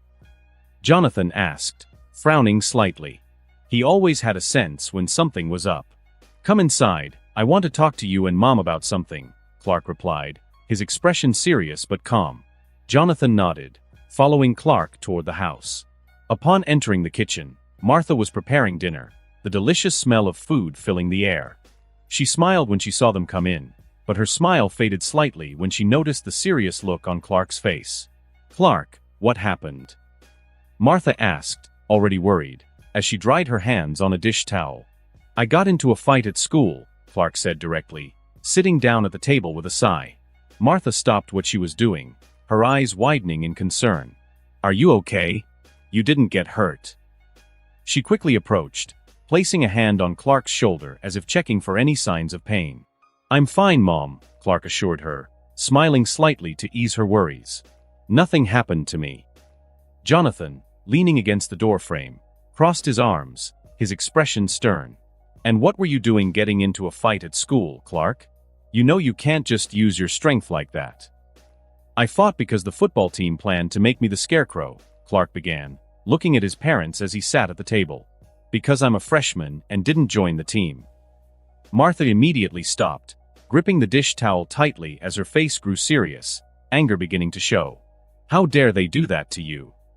Her voice trembled slightly as she looked at Jonathan, clearly indignant. Those boys, they think they can humiliate whoever they want.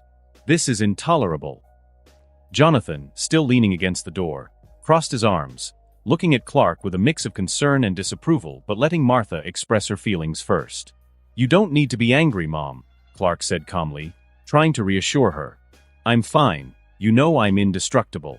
They can't hurt me. Martha took a deep breath, trying to control her anger. I know you're strong, Clark. But that doesn't change the fact that they tried to humiliate you, and I won't accept that. Jonathan, who had been watching silently, finally intervened. Martha, I understand your anger, but Clark already said he's fine. What's important now is how he handled it. Clark, did you use your powers?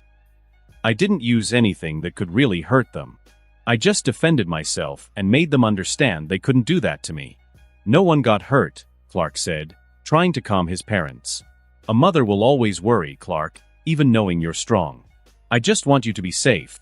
And for no one to try to hurt you, physically or emotionally, Martha replied, still visibly shaken but resigned. I know, Mom. And I promise I'll always take care of myself, Clark said with a smile, showing he understood her motherly concern. All right.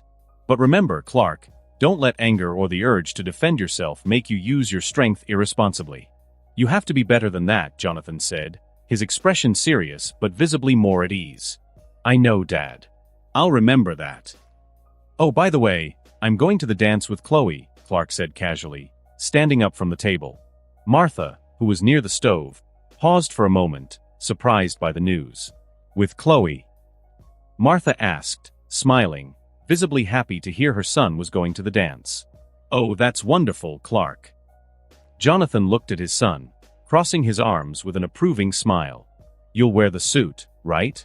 I think mine should still fit. Clark nodded, smiling slightly. Yeah, Dad. I'll wear your suit. Clark, you'll look great in it. And you're definitely going to make Chloe feel special, Martha added, excited at the thought of seeing her son dressed up. I'm going to get ready now, Clark said, getting up and heading upstairs to his room. Upstairs, Clark entered the bathroom, turned on the shower, and started to wash up, feeling the hot water relax his muscles. As the steam rose, he reflected on the day's events and the upcoming dance. The evening sky was already painted in orange hues, and the tranquility of the night was beginning to settle over the farm. Knock knock, Clark, your dad's suit is in your room, Martha's voice called from the other side of the door, gently knocking. Thanks, Mom. Clark replied from the bathroom, rinsing his hair and quickly finishing his shower. After drying off and dressing in comfortable clothes, Clark entered his room and saw Jonathan's suit neatly folded on the bed. The suit was simple but elegant, with a classic touch.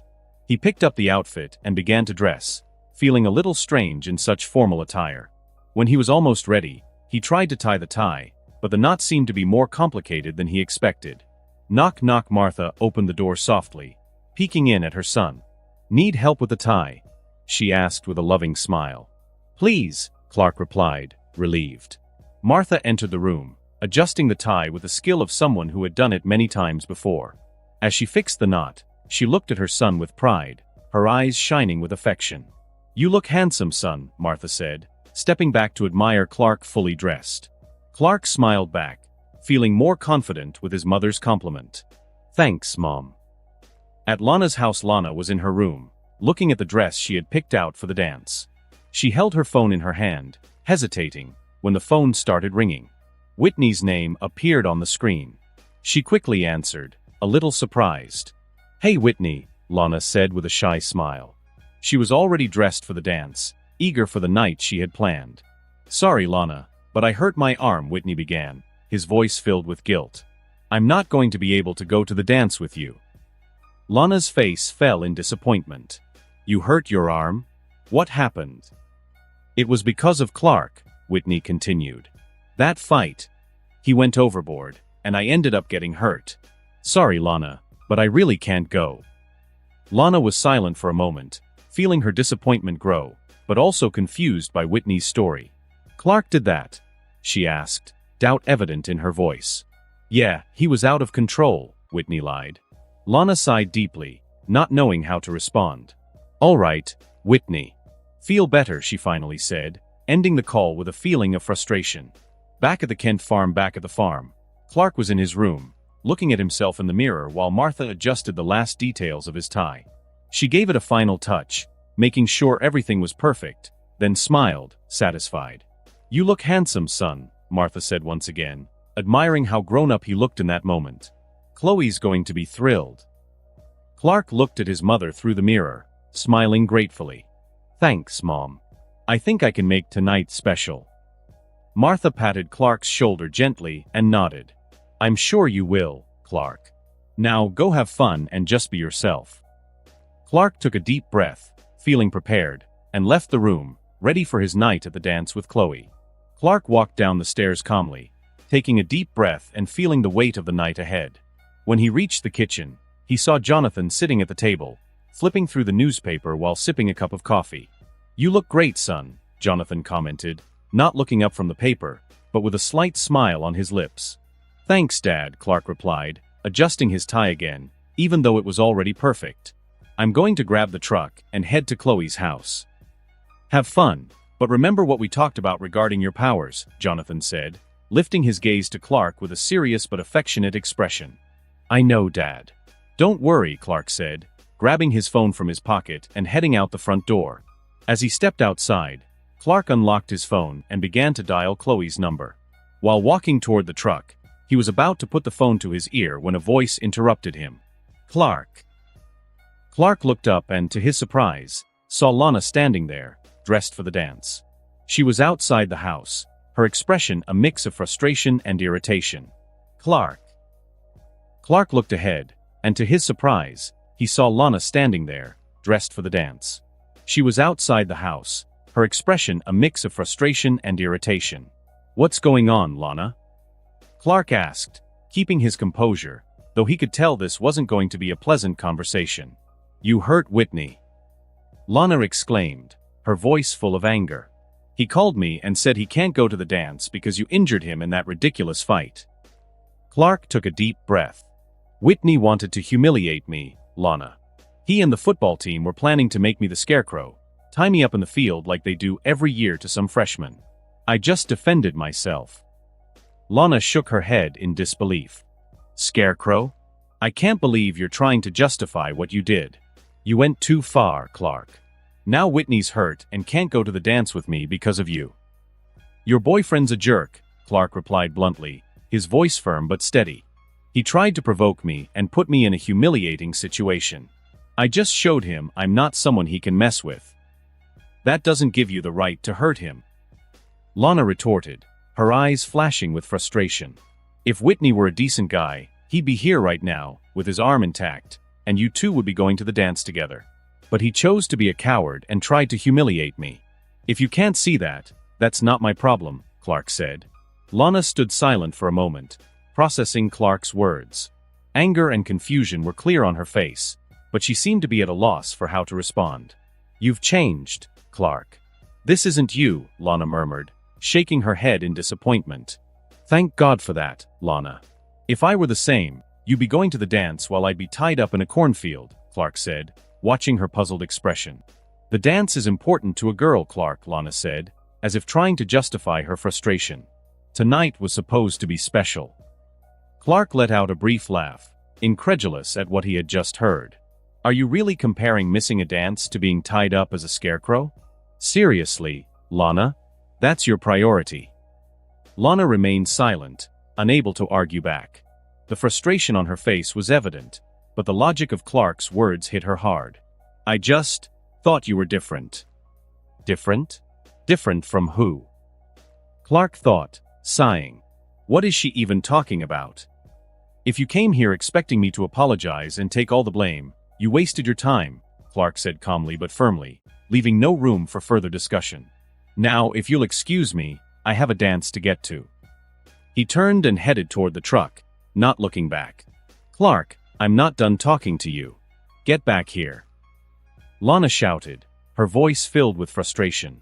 Clark, with his hand on the truck door, raised a hand in a wave, not even turning around to face her. At Lana's shouting, Jonathan Kent came out of the house, concerned. "Is something wrong, Lana?" he asked, his expression serious as he observed the situation. "Nothing, Mr. Kent," Lana quickly replied, trying to hide her frustration, looking down and not wanting to prolong the conversation.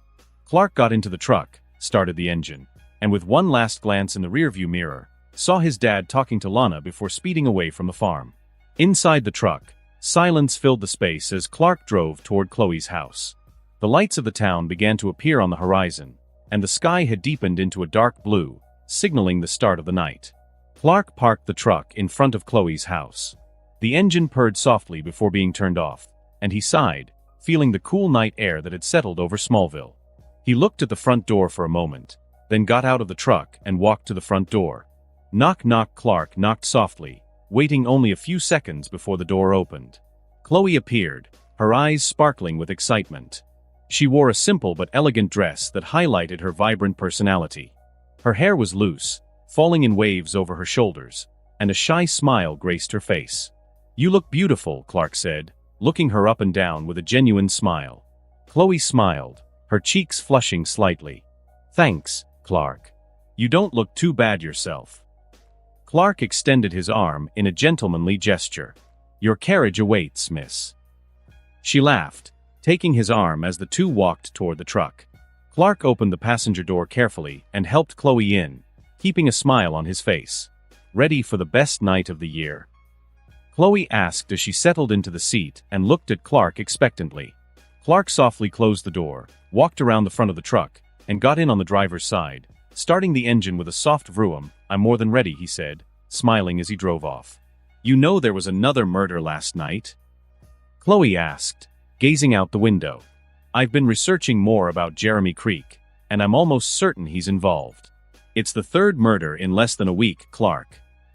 "Chloe, we already talked about this today," Clark said, smiling slightly as he glanced at her.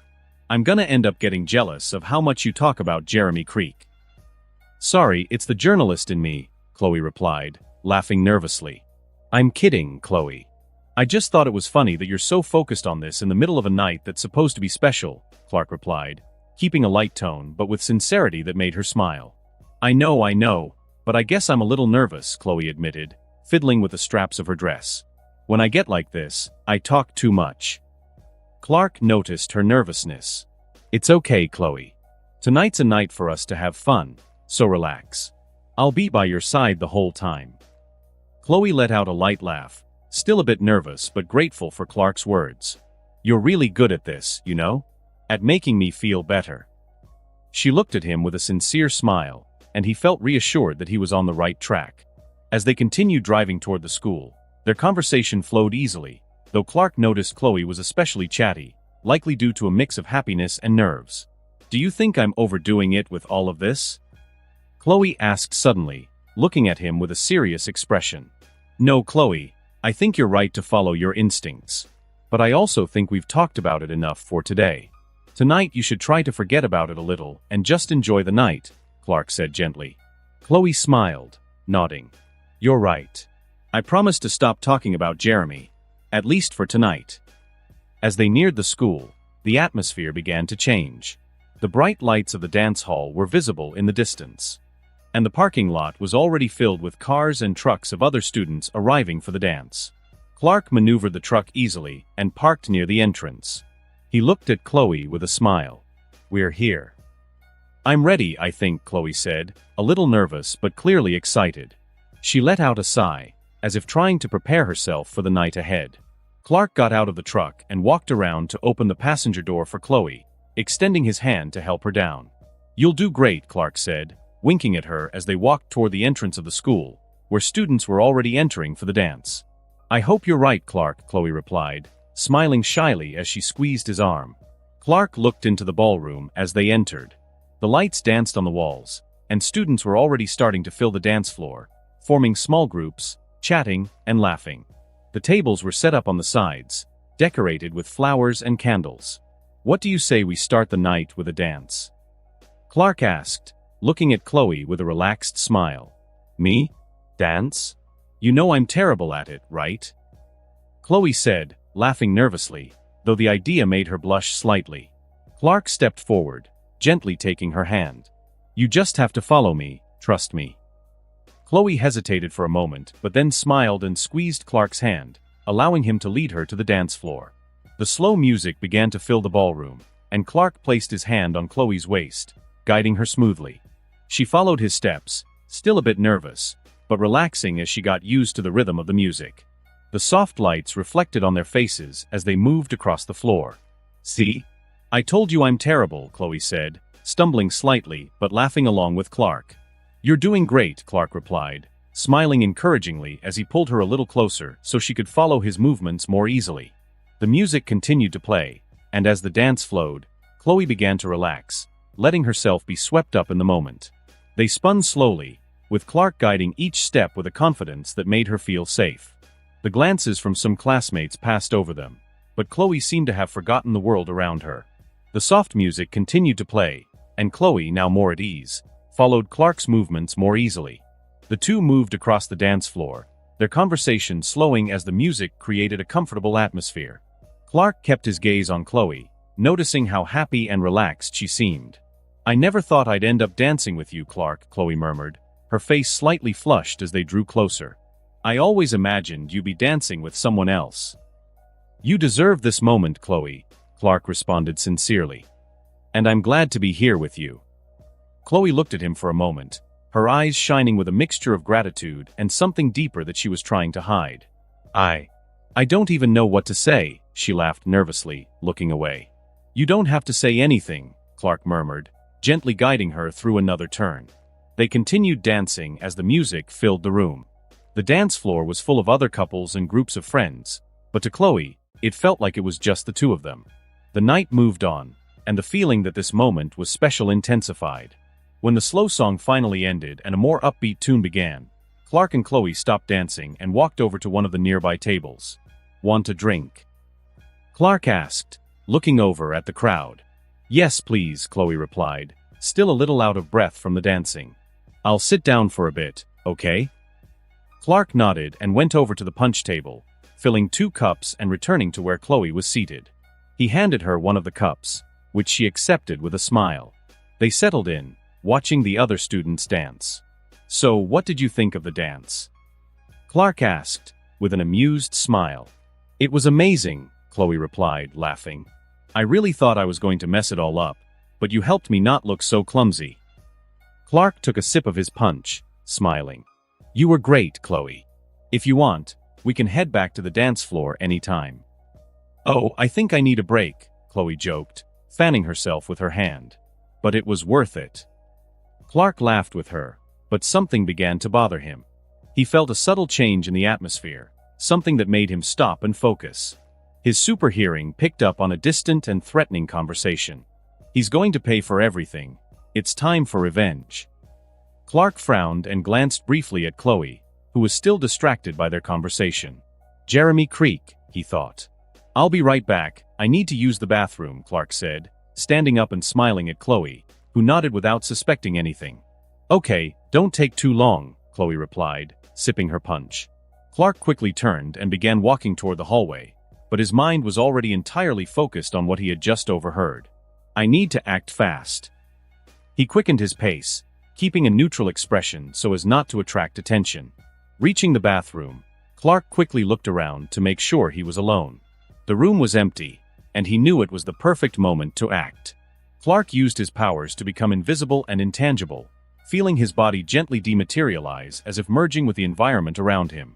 I need to find Jeremy before he ruins the night, Clark thought, moving through the bathroom walls at super speed. His feet barely touched the ground as he moved like a shadow, unnoticed by anyone. In no time, he located Jeremy Creek. Jeremy was near the school's side entrance, where no one would see him arrive.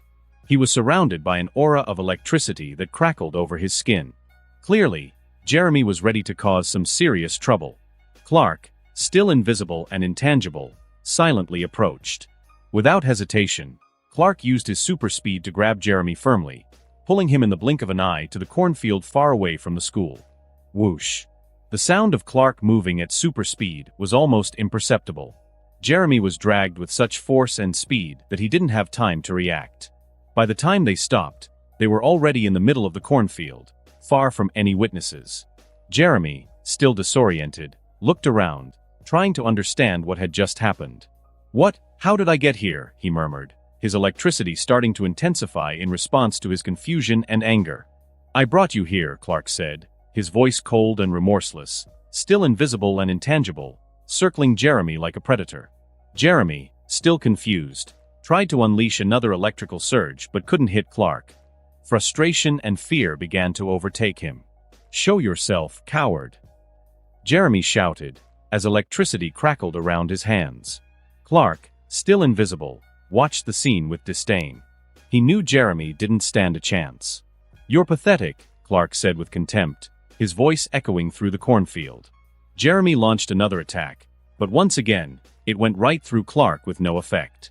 Being this weak, it's no wonder they made you the scarecrow, Clark taunted, finally materializing behind Jeremy. Jeremy spun around in his direction, a mix of anger and fear on his face, but before he could react, Clark had already made his decision. He moved with impressive speed, grabbing Jeremy by the throat.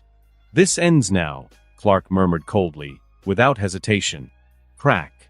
The sharp sound of Jeremy's neck snapping echoed through the cornfield. Jeremy's body went limp instantly, his hands falling, and the electricity surrounding him dissipated into the air. Clark released the lifeless body, which fell to the ground. Clark looked at the body for a brief moment, without any sign of remorse. To him, this was just another obstacle removed. He crouched down, touching Jeremy's body and making it intangible. With a swift motion, Clark buried the corpse in the ground, making it disappear completely into the soil. Problem solved, Clark murmured, emotionless. After ensuring that no one would ever find the body, Clark used his super speed to return to the school. Becoming visible again, he adjusted his tie and calmly walked back to the dance hall as if nothing had happened.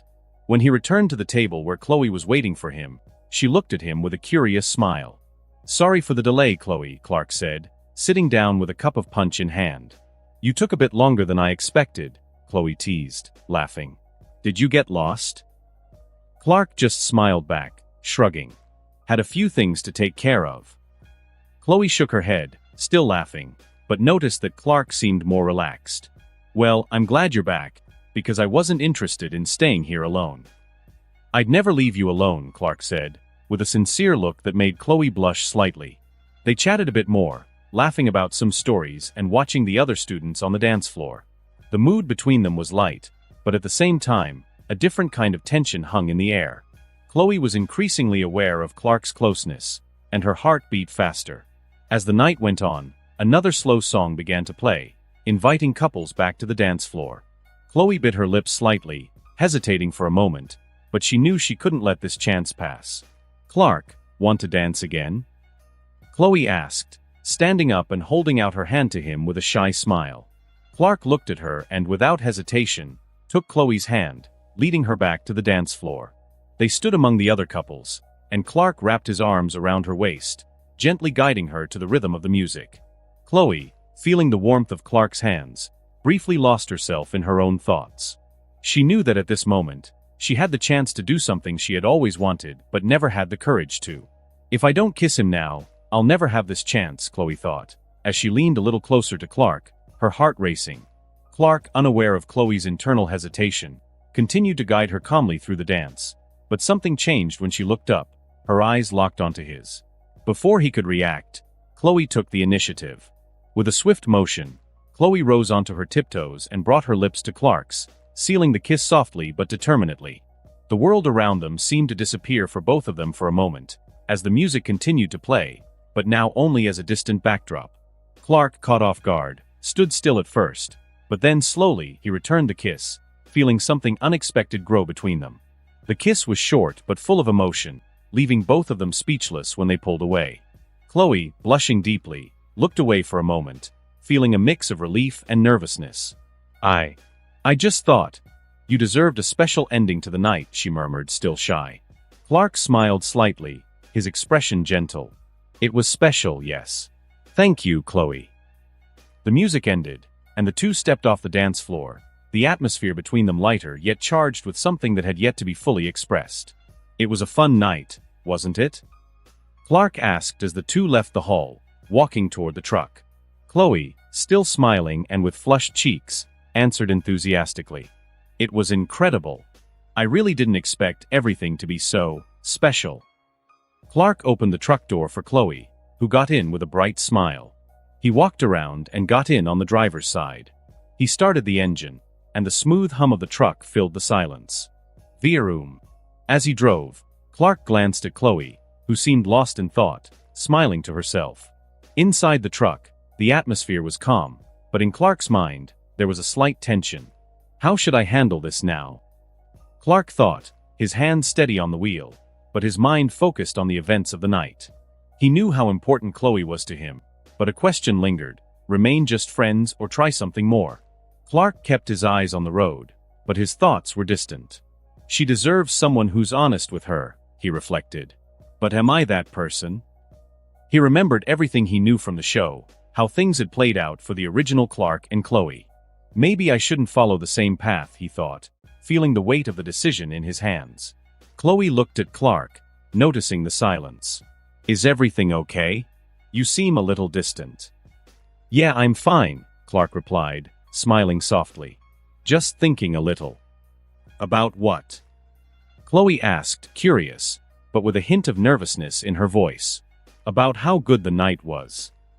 Clark dodged, not wanting to reveal his thoughts completely at that moment. Chloe smiled. I think so too. It was better than I expected. As they neared Chloe's house, Clark realized the decisive moment was approaching. He smoothly parked the truck in front of her house, the porch lights glowing faintly in the late night. We're here, Clark said, turning to Chloe.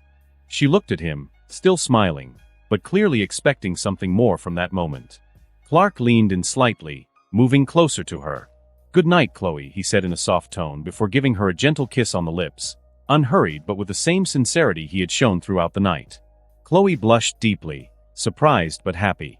Good night, Clark, she murmured, smiling shyly as she opened the truck door. Clark watched her step out of the vehicle and run toward the house, glancing back one last time with a radiant smile before going inside. I hope I made the right decision, Clark thought, sighing as he watched Chloe disappear through the front door. He knew that kiss changed something between them, but he wasn't sure how it would unfold. As he started the engine again and drove home, the sound of the motor filled the silence, but his mind kept spinning with thoughts of Chloe. Lana was in her room, still frustrated and disappointed with the night's events.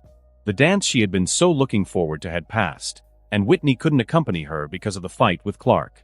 She sighed, feeling the sadness tighten in her chest as she headed to the bathroom to take a relaxing shower. The hot water cascaded down her shoulders, soothing some of the tension she carried. Her thoughts, however, remained stuck on what had happened. Clark really changed.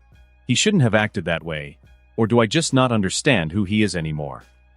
She sighed again, trying to push those thoughts aside as she closed her eyes and let the water wash over her face. After a few minutes, Lana turned off the shower and wrapped herself in a soft towel. As she left the bathroom, still drying her hair, something unexpected caught her attention. In the middle of the room, there was a small gift box on the bed. Confused, she slowly walked over to the bed, looking at the box with curiosity. What's this? Lana murmured to herself, furrowing her brow as she picked up the box. She carefully lifted the lid, and suddenly, several colorful butterflies flew out, filling the room with a magical display of vibrant wings. Lana was momentarily speechless, her expression shifting from confusion to awe as she watched the butterflies flutter around, filling the room with an unexpected beauty. How beautiful, Lana whispered, captivated by the lightness and delicacy of the butterflies. For a moment, the sadness and frustration she felt melted away, replaced by the enchantment of the moment. Outside, Greg Arkin stood silently, hidden in a tree near Lana's house, holding a camera in his hand. He watched the scene through the lens, a satisfied smile on his face as he filmed every movement of Lana opening the box and being mesmerized by the butterflies. Perfect! Greg murmured to himself, adjusting the focus on the camera to capture Lana's smile. He was obsessed with her, and to him this gesture, though meant as a display of affection, had something unsettling about it. After a few minutes of filming, Greg stowed the camera, pleased with what he had captured. With quick and silent movements, he climbed down from the tree and walked to the car parked a little farther from the house. As he got into the vehicle, his thoughts remained fixed on Lana and what he would do next. Greg started the car and with one last glance at her house, drove away, planning his next step in his obsession. Clark drove back to the farm, the sound of the truck's engine filling the quiet of the night. The streetlights passed by him as the fields surrounding Smallville remained calm under the glow of the stars. As he was immersed in his thoughts about the night with Chloe, something caught his attention. Virum Clark passed a car on the road, and for a brief moment, he glanced at the driver. There was something familiar about the man's face, but he couldn't quite place it. Where have I seen this guy before? Clark muttered, frowning as he tried to remember. However, the thought soon faded.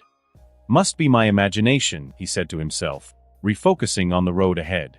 Soon he arrived at the Kent farm, and the house lights were still on, even with the late hour. Clark turned off the truck's engine and stepped out of the vehicle, noticing his mother, Martha, sitting on the porch with a cup of tea in her hands. "Mom, you should be asleep," Clark said, approaching her with a mildly reproachful smile. "You didn't have to wait up for me." Martha looked up at her son and smiled warmly. "I wanted to know how the dance went. You know I like hearing about how things are going for you." Clark sat down next to her, feeling the calm of the night around them. "It was good. Chloe had a great time." "I knew she would," Martha said, her eyes gleaming. "And you, Clark? How was it for you?" Clark shrugged, looking up at the starry sky. It was different, but it was good. I needed a quiet night. Martha nodded, understanding there was more behind her son's words, but she didn't press him. I'm glad you enjoyed it. Clark looked back at his mother, his smile now more sincere. Me too.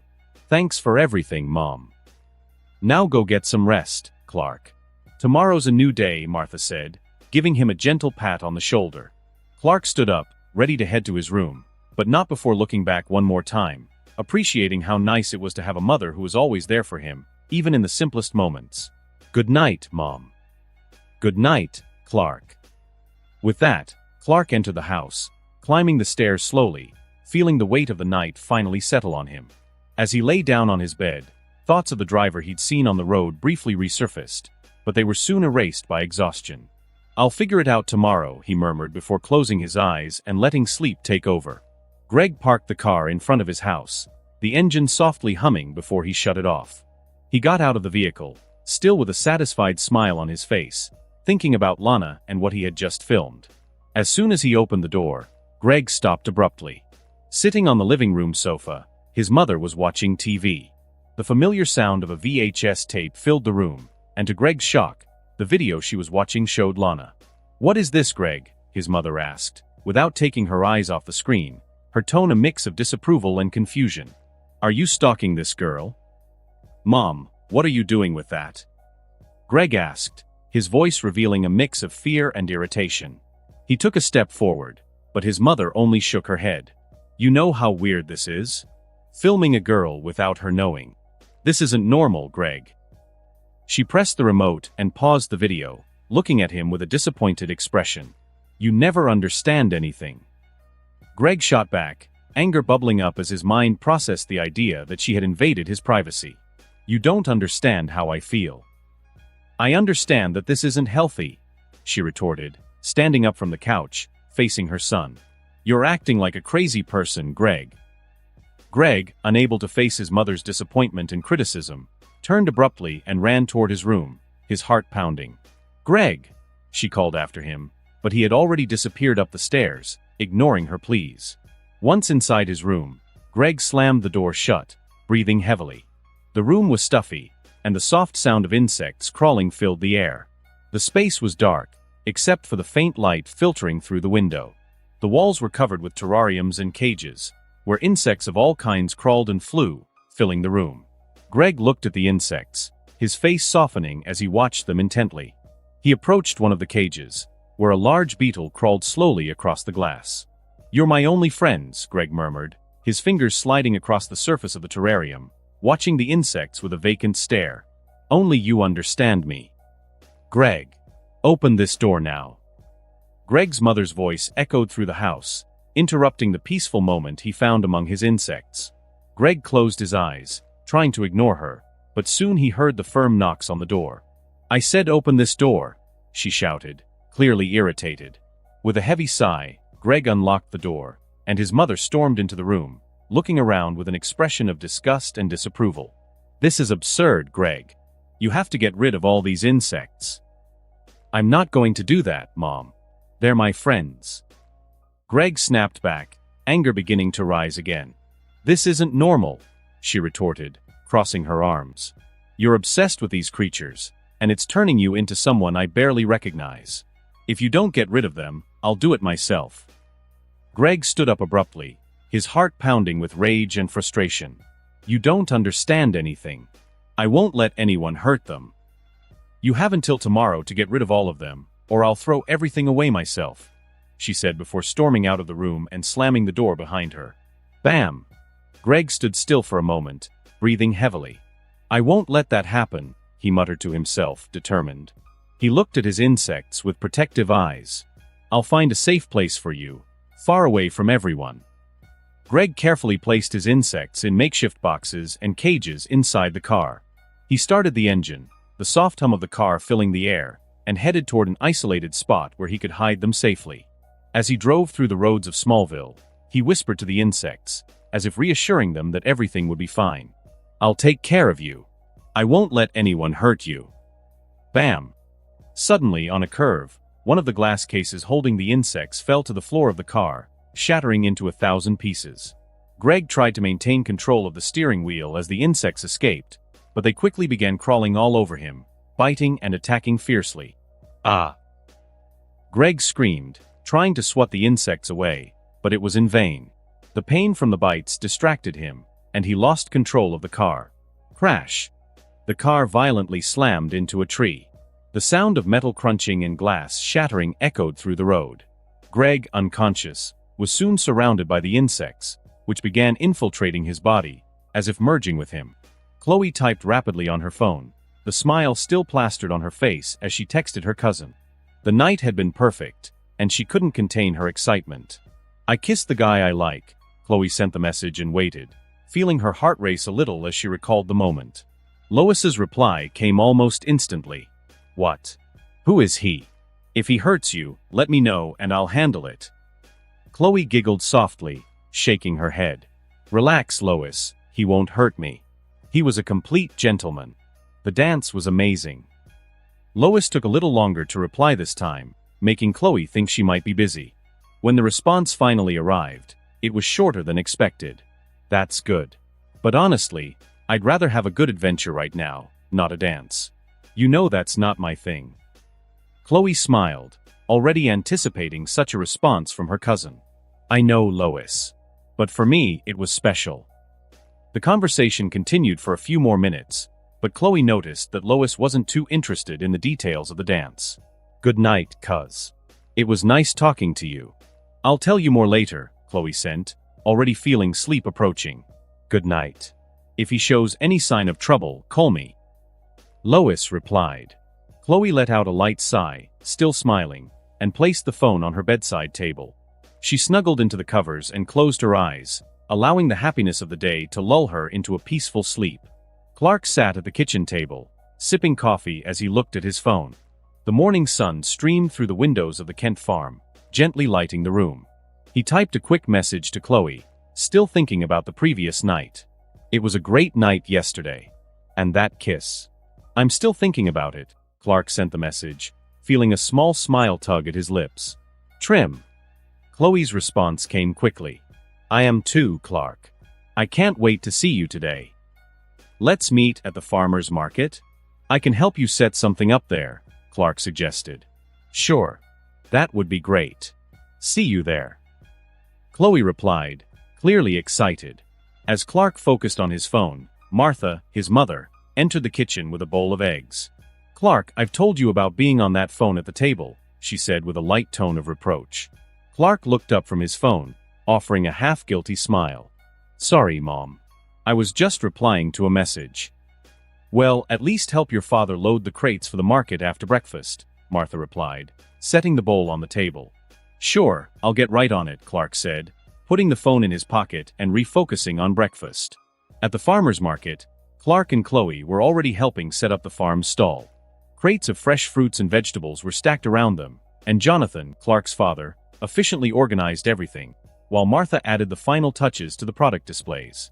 "You can put those apples over there, Clark," Jonathan said, pointing to the main table. "And Chloe, could you help me with these pumpkins?" "Of course, Mr. Kent," Chloe replied, picking up the pumpkins and helping arrange them. Clark carefully stacked the apples, throwing a quick glance at Chloe, who was busy with the pumpkins. The two avoided talking about the dance in front of Clark's parents, keeping the conversation focused on work. "Everything's set," Chloe said, satisfied with the setup. "Great job, everyone," Jonathan said with a smile. "Now we just wait for the customers." Clark smiled lightly and looked at Chloe. "Want to take a walk, Chloe? I think we can take a break while we wait." Chloe nodded, smiling. "Sure, let's go." The two walked toward Clark's truck, stepping away from the stall to talk more privately. However, before they could reach the truck, they saw Lana approaching, her expression distant. Clark noticed something different about her. She seemed calmer, perhaps even regretful. "Clark," Lana said, stopping in front of them, hesitation in her voice. I wanted to apologize for what happened yesterday. I was harsh with you. I think I was more frustrated with Whitney than with you." Clark looked at her for a moment, sensing the sincerity in her words. He sighed lightly before responding. "It's okay, Lana. I understand you are upset. But what happened with Whitney was a result of his choices, not mine. Chloe stood beside him, observing the interaction with a mix of curiosity and slight discomfort. Lana nodded. I didn't want this to come between us. I was really upset, but I know I was unfair. Chloe, noticing the moment, reached into her pocket and pulled out the kryptonite necklace that Clark had given her earlier. I think this belongs to you, Chloe said, handing the necklace to Lana with a kind smile. Clark asked me to give it to you. Lana looked at the necklace, a bit surprised, before taking it. I didn't know you had this, Clark. Thanks, Chloe. Chloe gave a slightly forced smile. No problem. Well, I really am sorry, Clark. I hope we can move forward, Lana said, finally smiling, though there was something in her eyes that hinted at lingering complications. No hard feelings, Lana. We can move on, Clark replied, glancing at Chloe, noticing that she had been quieter than usual. Lana gave a slight nod, preparing to leave, but before she did, she looked at Chloe. You two went to the dance together, right? Chloe nodded, a shy smile appearing on her face. Yeah, it was fun. That's great, Lana said, smiling a little, but the silence that followed made it clear that there was more left unsaid. Well, I'll leave you two. See you later. As Lana walked away, Clark noticed the evident discomfort in Chloe, who had been uneasy since Lana's arrival. She crossed her arms and looked at the ground, avoiding Clark's gaze. Chloe, are you okay? Clark asked, stepping closer with a concerned expression. Chloe let out a soft sigh, shaking her head. I'm fine. I just felt a bit out of place with Lana here. Clark frowned, realizing what was bothering her. You have no reason to feel that way, Chloe. Yesterday was an amazing night, and it was with you that I spent that time. It's just that. I know how you feel about Lana, Clark, Chloe murmured, glancing at him, her insecurities starting to surface.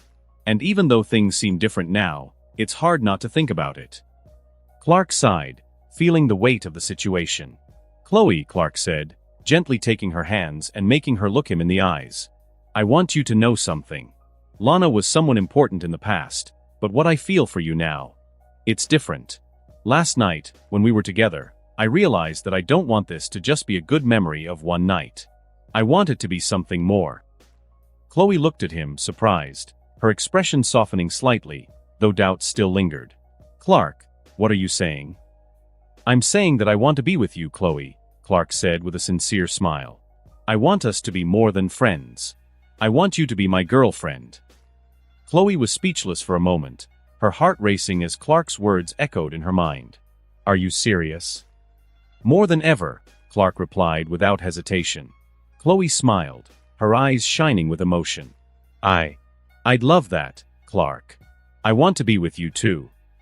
Clark smiled back and, without thinking twice, pulled her closer, sealing the conversation with a soft and sincere kiss. When they pulled apart, Chloe laughed lightly, still blushing. So, it's official? Clark chuckled, holding her hands. Yes, it's official. Chloe let out a small sigh of relief, finally allowing herself to relax and enjoy the moment. I think this could be the start of something really good. Clark smiled. I think so too. Clark and Chloe walked back to the stand where his parents were, their hands discreetly intertwined. They exchanged knowing smiles as they approached the booth where Martha and Jonathan were organizing fresh produce. Martha, who was adjusting some fruit baskets, looked up as the two approached and noticed how close they seemed. A gentle smile appeared on her face. You two seem pretty close, Martha commented teasingly as she continued to arrange the produce. Without hesitation, Chloe flashed a wide smile and replied, Well, Clark and I are officially together now. You know, as a couple. Martha raised her eyebrows, surprised but clearly happy. Really? That's wonderful news. I'm so happy for both of you. Clark, maintaining his usual composed demeanor, simply smiled and nodded slightly, while glancing at Chloe, who seemed more at ease talking about their new relationship. I always knew you two would make a great couple, Martha added, winking at Chloe before returning to her work. Jonathan, who had been checking some crates by the truck, walked over after overhearing the conversation. Chloe's a good match for you, Clark, he said with an approving smile. You two are lucky to have found each other. Thanks, Dad, Clark responded, grabbing a box of apples. He knew his parents had always thought highly of Chloe, and hearing this only strengthened his confidence in their relationship. Chloe blushed slightly at the compliments and squeezed Clark's hand affectionately. I feel lucky to be with him, she said, smiling sincerely at Clark. Clark smiled back, not saying much, but feeling the support from his parents. Now, let's get back to work before the customers start flooding in, Jonathan said, chuckling as Clark carried the box of apples toward the truck. Across the market, Lana stood in front of a booth, admiring some hanging glass butterflies. The sunlight reflected off the delicate sculptures, and she seemed mesmerized by their intricate details. Hi, Lana. A familiar male voice pulled her out of her thoughts. Lana turned around to see Greg Arkin standing a few feet away. However, something felt off. He looked different, not just physically, but also in his posture and energy. There was something more intense in his gaze. Greg, is that you? Lana asked, surprised. I almost didn't recognize you. Greg smiled, but there was something unsettling about it. I've changed a lot, Lana. But it's good to see you. Actually, I was wondering, could you help me with a school project? Lana, always kind and willing to help, nodded. Of course, Greg. What's the project about? It's something for biology, Greg replied, stepping a little closer. I really need help, and I think you'd be perfect for it. We could go to my house. It's easier to show than explain. Lana hesitated for a moment, but Greg's friendly demeanor made her lower her guard. Okay. I can stop by after I finish here. Greg smiled again, but this time there was a deeper intensity in his eyes. Thanks, Lana. I'll be waiting. As Greg walked away, Lana returned her gaze to the glass butterflies, but something about her encounter with Greg left her feeling uneasy. She took a deep breath, trying to ignore the strange feeling. Clark was carrying a box of apples toward the truck, his hands steady as he balanced the weight easily. As he passed through the market, he noticed a scene that caught his attention. Greg was walking away from Lana with a smile on his face. Looks like it's time to squash a bug, Clark thought, immediately recognizing who Greg was. Seems like the plot of the second episode has finally started. Clark knew Greg was turning into something dangerous, and he needed to stay alert. Continuing toward the truck, he placed the box of apples in the back and, as he turned, came face to face with Lex. Clark, Lex said, smiling as he saw his friend. I was just thinking about you. I finished reading the book you gave me. Clark, surprised by Lex's sudden appearance, smiled lightly. Really? What did you think? Lex, with his characteristic enthusiasm, gave a small smile, clearly impressed. The book is incredible, Clark. Harry Potter. I was completely engrossed in the story. You've got real talent. Clark raised an eyebrow, surprised by Lex's excitement. Lex laughed, shaking his head. I'll let you in on a little secret. I bought a publishing company. I thought it would be the easiest way to make sure your work gets published properly. Clark, clearly taken aback, looked at Lex with a mix of shock and disbelief. You bought a publishing company, just to publish my book? Lex shrugged, as if it were a simple matter. I wanted to make sure your book got the attention it deserves. And honestly, it was an investment I've been wanting to make for a while. Clark chuckled, shaking his head. I asked you to help me get the book published, and you bought an entire publishing company. Lex gave a mischievous grin, his eyes sparkling. When I do something, I do it right. Now, all you need to worry about is writing. Leave the rest to me. Clark crossed his arms, still trying to process how far Lex was willing to go to help him. A businessman like you really wants to get this involved? Of course, Lex replied without hesitation. When I see potential in something, I like to make sure it reaches its full potential. Clark looked directly into Lex's eyes, trying to catch any hint of dishonesty or ulterior motives. However, as he read Lex's thoughts, he realized Lex was being completely sincere. Lex genuinely wanted to help and seemed to see something special in Clark beyond their budding friendship. Thanks, Lex. I really appreciate this, Clark said, his tone more calm and sincere. You're going places, Clark. I know it, Lex said, giving one last smile before walking away. Now, I have some business to attend to, but keep me updated on the next chapters. Clark nodded at Lex, watching him disappear into the crowd of market stalls. He was still processing everything, but he knew that despite Lex's ambitious nature, he genuinely seemed interested in their friendship and in supporting his projects. The day at the farmer's market passed quickly, with many customers coming and going. The sun was beginning to set, and the stalls were starting to be dismantled. Clark and Chloe had spent most of the day helping at the Kent's booth, and now, as the last customers left, they finally had a chance to relax. "It's time to go, don't you think?" Chloe said as she adjusted a few empty boxes. "Yeah, I think we've done enough for today," Clark replied, tossing the last box into the back of the truck. Martha, who was cleaning the booth's counter, smiled at them. "Thank you both for your help. You can go home, we'll finish up here." Clark nodded, smiling at his mom. "Okay, Mom. We'll head out. You two take care, all right? And Chloe, it was great having you around today," Jonathan added, carrying one last box to the truck. "Thank you, Mr. Kent. It was a lot of fun," Chloe said, waving to Martha and Jonathan as she followed Clark to the truck. Clark got into the driver's seat and waited for Chloe to settle in the passenger seat before starting the engine. Vroom! The soft hum of the engine filled the quiet road as they drove away from the market, heading toward the Kent farm.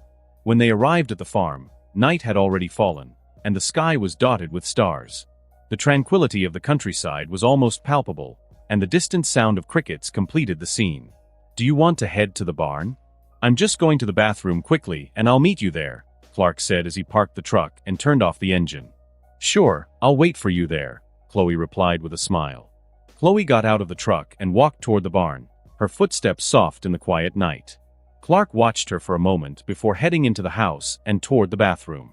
Inside the barn, Chloe looked around, her hands lightly brushing the railing of the stairs leading to the second floor. "I'll take a look upstairs," she murmured to herself, climbing the stairs quietly. The second floor of the barn was spacious and simple, but there was something magical about it. Clark's telescope was positioned near one of the large windows, and Chloe immediately felt drawn to it. She approached it, her fingers lightly touching the cold metal of the telescope before glancing around to make sure Clark hadn't arrived yet. "Why not take a peek while he's not here?" Chloe said with a playful smile, leaning in to adjust the telescope. "Now I can act," Clark thought, as he used his X-ray vision to see that Chloe was already in the barn. He was in the kitchen, calmly observing through the walls of the farm. "This is my chance. I'll take care of this and get back to her," Clark murmured to himself, activating his powers. In an instant, he became invisible and intangible, disappearing from the kitchen with his super speed. The air around him seemed to ripple as he sped across the fields, leaving only a faint trail of wind in his wake. Clark scanned the surroundings, checking each house as he passed by. Finally, he spotted one that appeared abandoned inside, full of cobwebs and insects crawling on the walls. Something was wrong, and Clark knew he had found the right place. "This is it," Clark murmured to himself, feeling the weight of the situation. Without hesitation, he phased through the walls of the house, still invisible and intangible. The environment was infested with insects, and the stench of decay filled the air. The walls were covered in webs, and the floor was a moving carpet of crawling bugs. Clark stopped when he saw something terrifying in the middle of the room, a large cocoon the size of a person hanging from the ceiling. "This isn't good," Clark thought. He quickly used his X-ray vision to scan the house for Greg. Finally, he found him in the bathroom, the shower water running over his body as he bathed. "Gross," Clark muttered, frowning. Clark wasted no time. He phased through the bathroom door, and before Greg could notice his presence, Clark used his heat vision to kill Greg swiftly and painlessly. Greg's body collapsed to the shower floor, dead in an instant. Clark made Greg's body intangible and quickly took it underground, burying it deep in the earth, where no one would ever find it. "Now for the next part," Clark thought as he resurfaced. He emerged from the ground, still invisible, and assumed Greg's appearance. In Greg's form, he walked to the house phone, picked it up, and dialed the police. "Hello, police?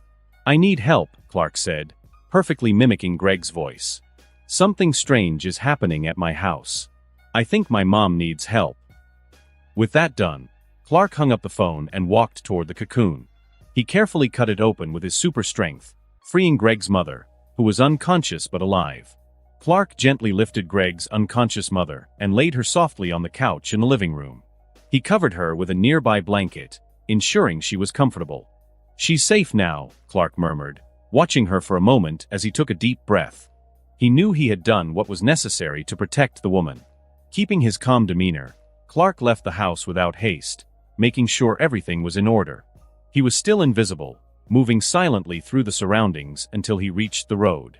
Time to get back to the farm, Clark said to himself as he began sprinting at super speed back toward the farm. Clark entered the farm quickly, breathing deeply as he deactivated his powers.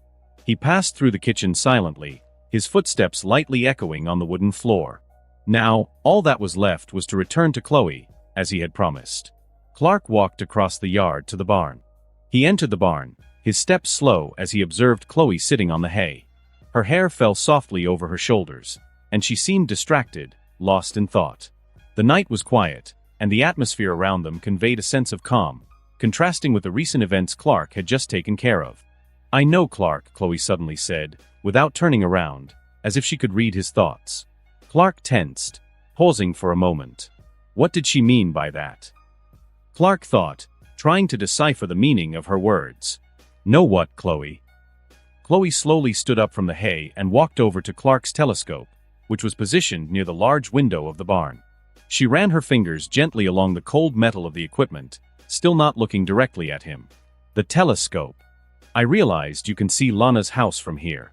And it made me wonder how many times you must have watched, observing everything, without saying anything." Clark felt a brief moment of relief, realizing that Chloe was only talking about the telescope. "Oh, the telescope," Clark said, smiling lightly. "I used to use it to look at the stars. It wasn't about Lana." Chloe slowly turned to him, crossing her arms, still with a slightly suspicious expression. "I know you like stars, Clark. But, let's be honest, I know how much you liked Lana. And when I saw the telescope pointed in her direction, I couldn't help but wonder." Clark tensed again. The sense of relief was quickly replaced by new discomfort. Chloe was misinterpreting the situation, and he realized she might be thinking he was some kind of voyeur. Chloe watched him for a moment, as if deciding whether or not to believe him. She sighed, visibly relaxing, though there was still a hint of doubt in her eyes. "I choose to believe you, Clark," Chloe said, letting out a sigh and relaxing a bit more. "Even though it's hard to ignore what I saw." Clark slowly approached Chloe, his step steady, but with the clear intention of resolving any misunderstanding. He knew this conversation was important to maintain the trust between them. "Chloe, I understand it looks strange, but I really don't spend my time thinking about Lana like I used to." That's behind me now," Clark said, his voice calm as he stepped even closer to her. Chloe smiled faintly, still feeling a bit hesitant, but her trust in Clark was growing. She could see he was trying to be honest with her, and for now, that was enough. Clark took another step forward, closing the distance between them even more. He leaned in slightly, bringing his lips closer to hers, and Chloe didn't hesitate to meet his gesture. The kiss they shared was soft but full of meaning, like a silent promise that their relationship would be different. When they pulled apart, they were both smiling, now more at peace with the situation. "Chloe," Clark began with a playful grin on his face, "since my parents aren't home yet, what do you think about making the most of the night, just the two of us?" Chloe raised an eyebrow, but soon her smile mirrored Clark's. "What do you have in mind, farm boy?" Clark moved closer, placing his hands gently on her waist, pulling her in. "Something like, making the most of the time we have before the night ends. Just the two of us, no interruptions." Chloe smiled, her eyes sparkling with a mix of curiosity and excitement. "I think we can have some fun," she said, giving Clark a quick kiss, as if to kickstart the idea. Clark kissed her back, longer this time, and soon both of them were immersed in the moment, forgetting the world around them. They knew this time was precious, and they both wanted to enjoy it to the fullest before reality returned. As the atmosphere in the barn heated up, with their kisses and embraces intensifying, the quietness of the farm around them seemed to be the only witness to the moment between Clark and Chloe. In Coach Walt Arnold's office, the atmosphere was entirely different. The coach sat at his desk, speaking on the phone, his expression growing angrier. On the other end of the line, Whitney Fordman was desperately trying to explain his situation. "Coach, I hurt my arm yesterday. I can't play in this condition. I need more time to recover," Whitney said, his voice tense and full of excuses. On the other end, Walt Arnold gripped the phone tightly. You're telling me you're going to miss the biggest game of the year, Whitney? You think you can make a fool out of me? I really can't play, coach. I'm seriously injured. I don't want to make it worse. Walt let out a heavy sigh. You know what, Ford man?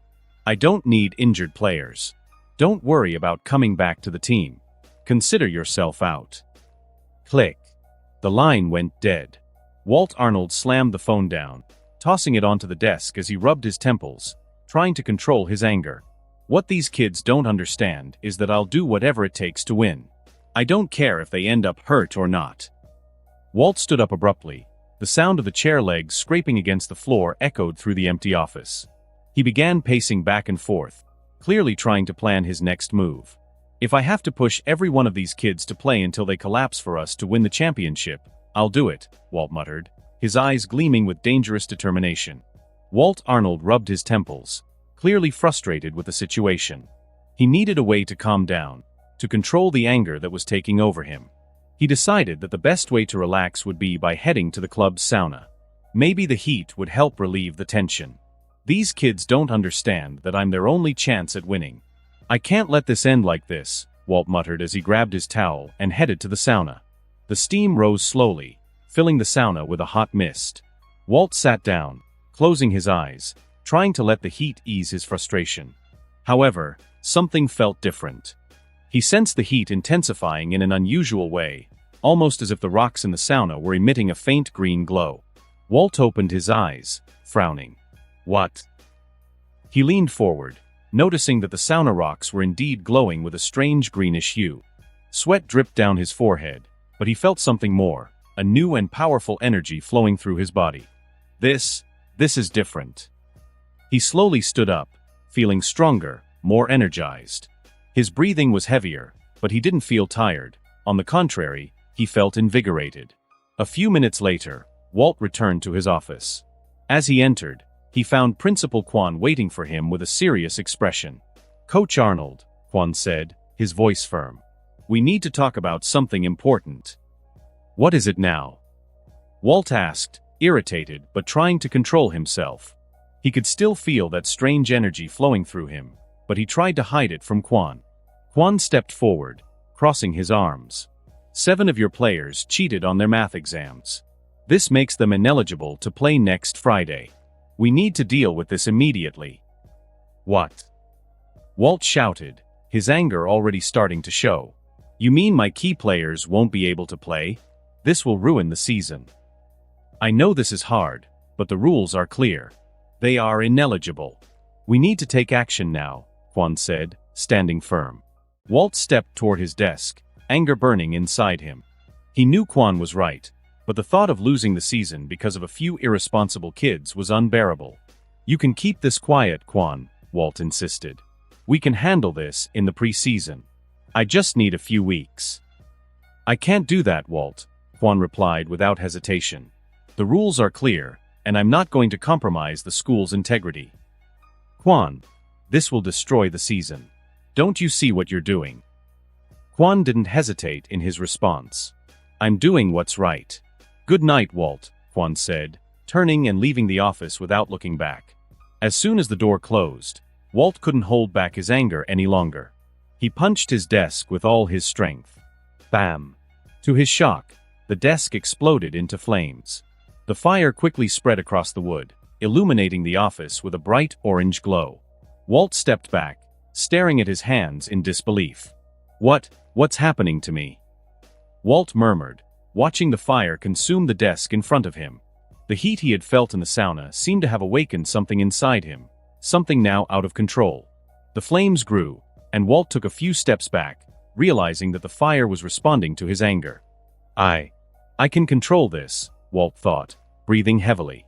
As he concentrated, the flames began to shrink until they finally extinguished, leaving the room in a cloud of smoke. Walt looked at his hands again, now fully aware that something had indeed changed within him. If I can control this, nothing will stop me from winning, he murmured, a dangerous smile spreading across his face. The next day, outside the school, Pete and Clark walked together, the morning breeze brushing their faces as they headed toward the school entrance. Chloe was right behind them, a peaceful smile on her face, clearly happy with a new phase of her relationship with Clark. "So you went to the dance with Chloe, and everything went well?" Pete asked, curious, glancing at his friend. Clark looked at Pete, trying to suppress a smile. "It was great, Pete. Actually, I have something to tell you." "Oh yeah?" Pete said, raising an eyebrow. "What is it? Any news?" Chloe caught up with them, discreetly holding Clark's hand. Pete, distracted, took a few seconds to notice the gesture, but when he saw their hands intertwined, his eyes widened. "Wait a minute, you two? Together?" Chloe laughed, shaking her head. "Yes, Pete. We're together now. Officially." "Wow."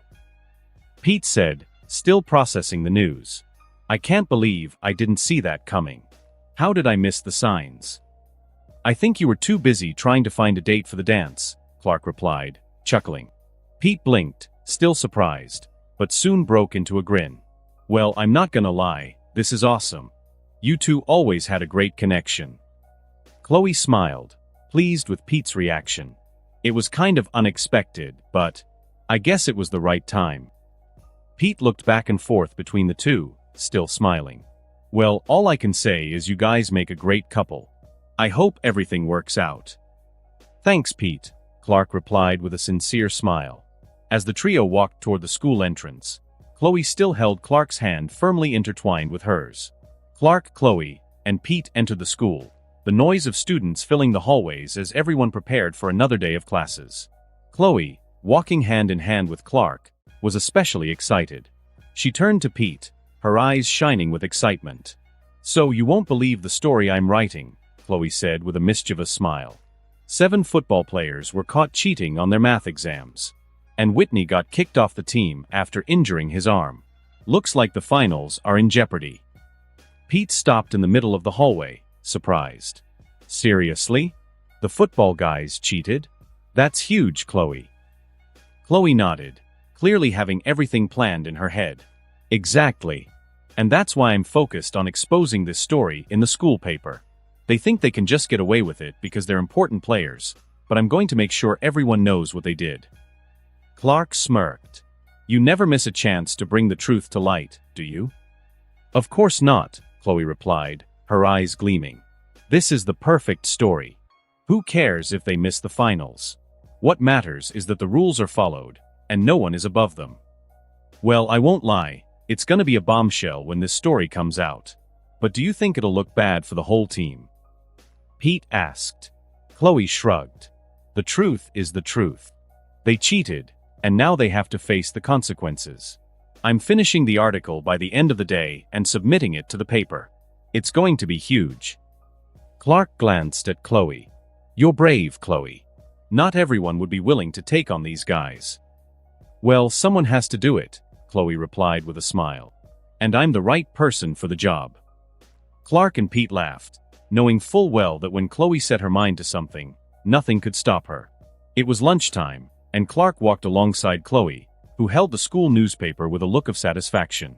The article about the football team scandal had been published, and the headlines left no doubt about the impact the story would have. "I have to admit, Chloe, this article is amazing," Clark said with an approving smile. Chloe smiled, clearly proud of herself. "Thanks, Clark." As they walked across campus, Chloe spotted some of the football players on the field, practicing. She quickly pulled her camera from her backpack and approached to take a few photos. "I'm going to get a shot of them practicing to complement the article," Chloe said excitedly, adjusting the camera's focus. Clark watched carefully, already anticipating that something might go wrong. As Chloe moved closer to take the photo, one of the players, clearly angry about the article, glared furiously in her direction. He grabbed a football and, without hesitation, hurled it hard toward Chloe. Whoosh! Clark, with his quick reflexes, saw the ball coming and, in one swift motion, reached out and caught it in midair before it could hit Chloe. Thump! The ball stopped with a muffled sound in Clark's hands, which held it firmly. Without hesitation, he threw the ball back at the player with speed. Bam! The ball hit the player square in the chest, making him stagger and fall to the ground. The player, caught off guard, couldn't react in time. "Sorry, sometimes I can't control my strength," Clark said with a mischievous smile, looking at the fallen player. The other players were momentarily shocked by the scene, but didn't dare say anything. Chloe, on the other hand, looked at Clark with a mix of relief and surprise. "Wow, you just saved my life," Chloe said, laughing nervously as she still held her camera. Clark shrugged, smiling slightly. "I just didn't want you to get hurt. But I think he learned his lesson." Chloe shook her head, still laughing. "You really know how to handle these situations." The two continued walking, leaving the players behind, as the distant sounds of laughter and conversations from other students filled the air. Clark and Chloe continued walking, leaving the players behind while the distant sound of laughter and conversations from other students filled the air. They reached the school building, where classes were about to start again. Chloe gave Clark's hand a light squeeze before saying goodbye. "I'll see you later," Chloe said, smiling before walking off to her next class. Clark waved to her, still with a light smile on his face. He began walking through the hallways, his thoughts drifting as he prepared for the next class. However, something caught his attention as he approached one of the common areas in the school courtyard. "What did you want me to do, Lana?" Whitney asked, his voice irritated, his arm wrapped in a bandage, indicating his recent injury. "I wanted you to care about something other than yourself." Lana replied, her voice raised in frustration. "Your friends cheated, Whitney. They deserve to be punished for it, and all you care about is getting kicked off the team." "That's all that matters, Lana."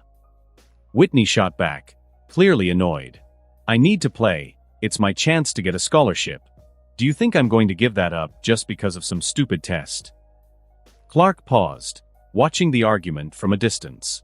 He only cares about the team and himself, Clark thought, shaking his head in discontent.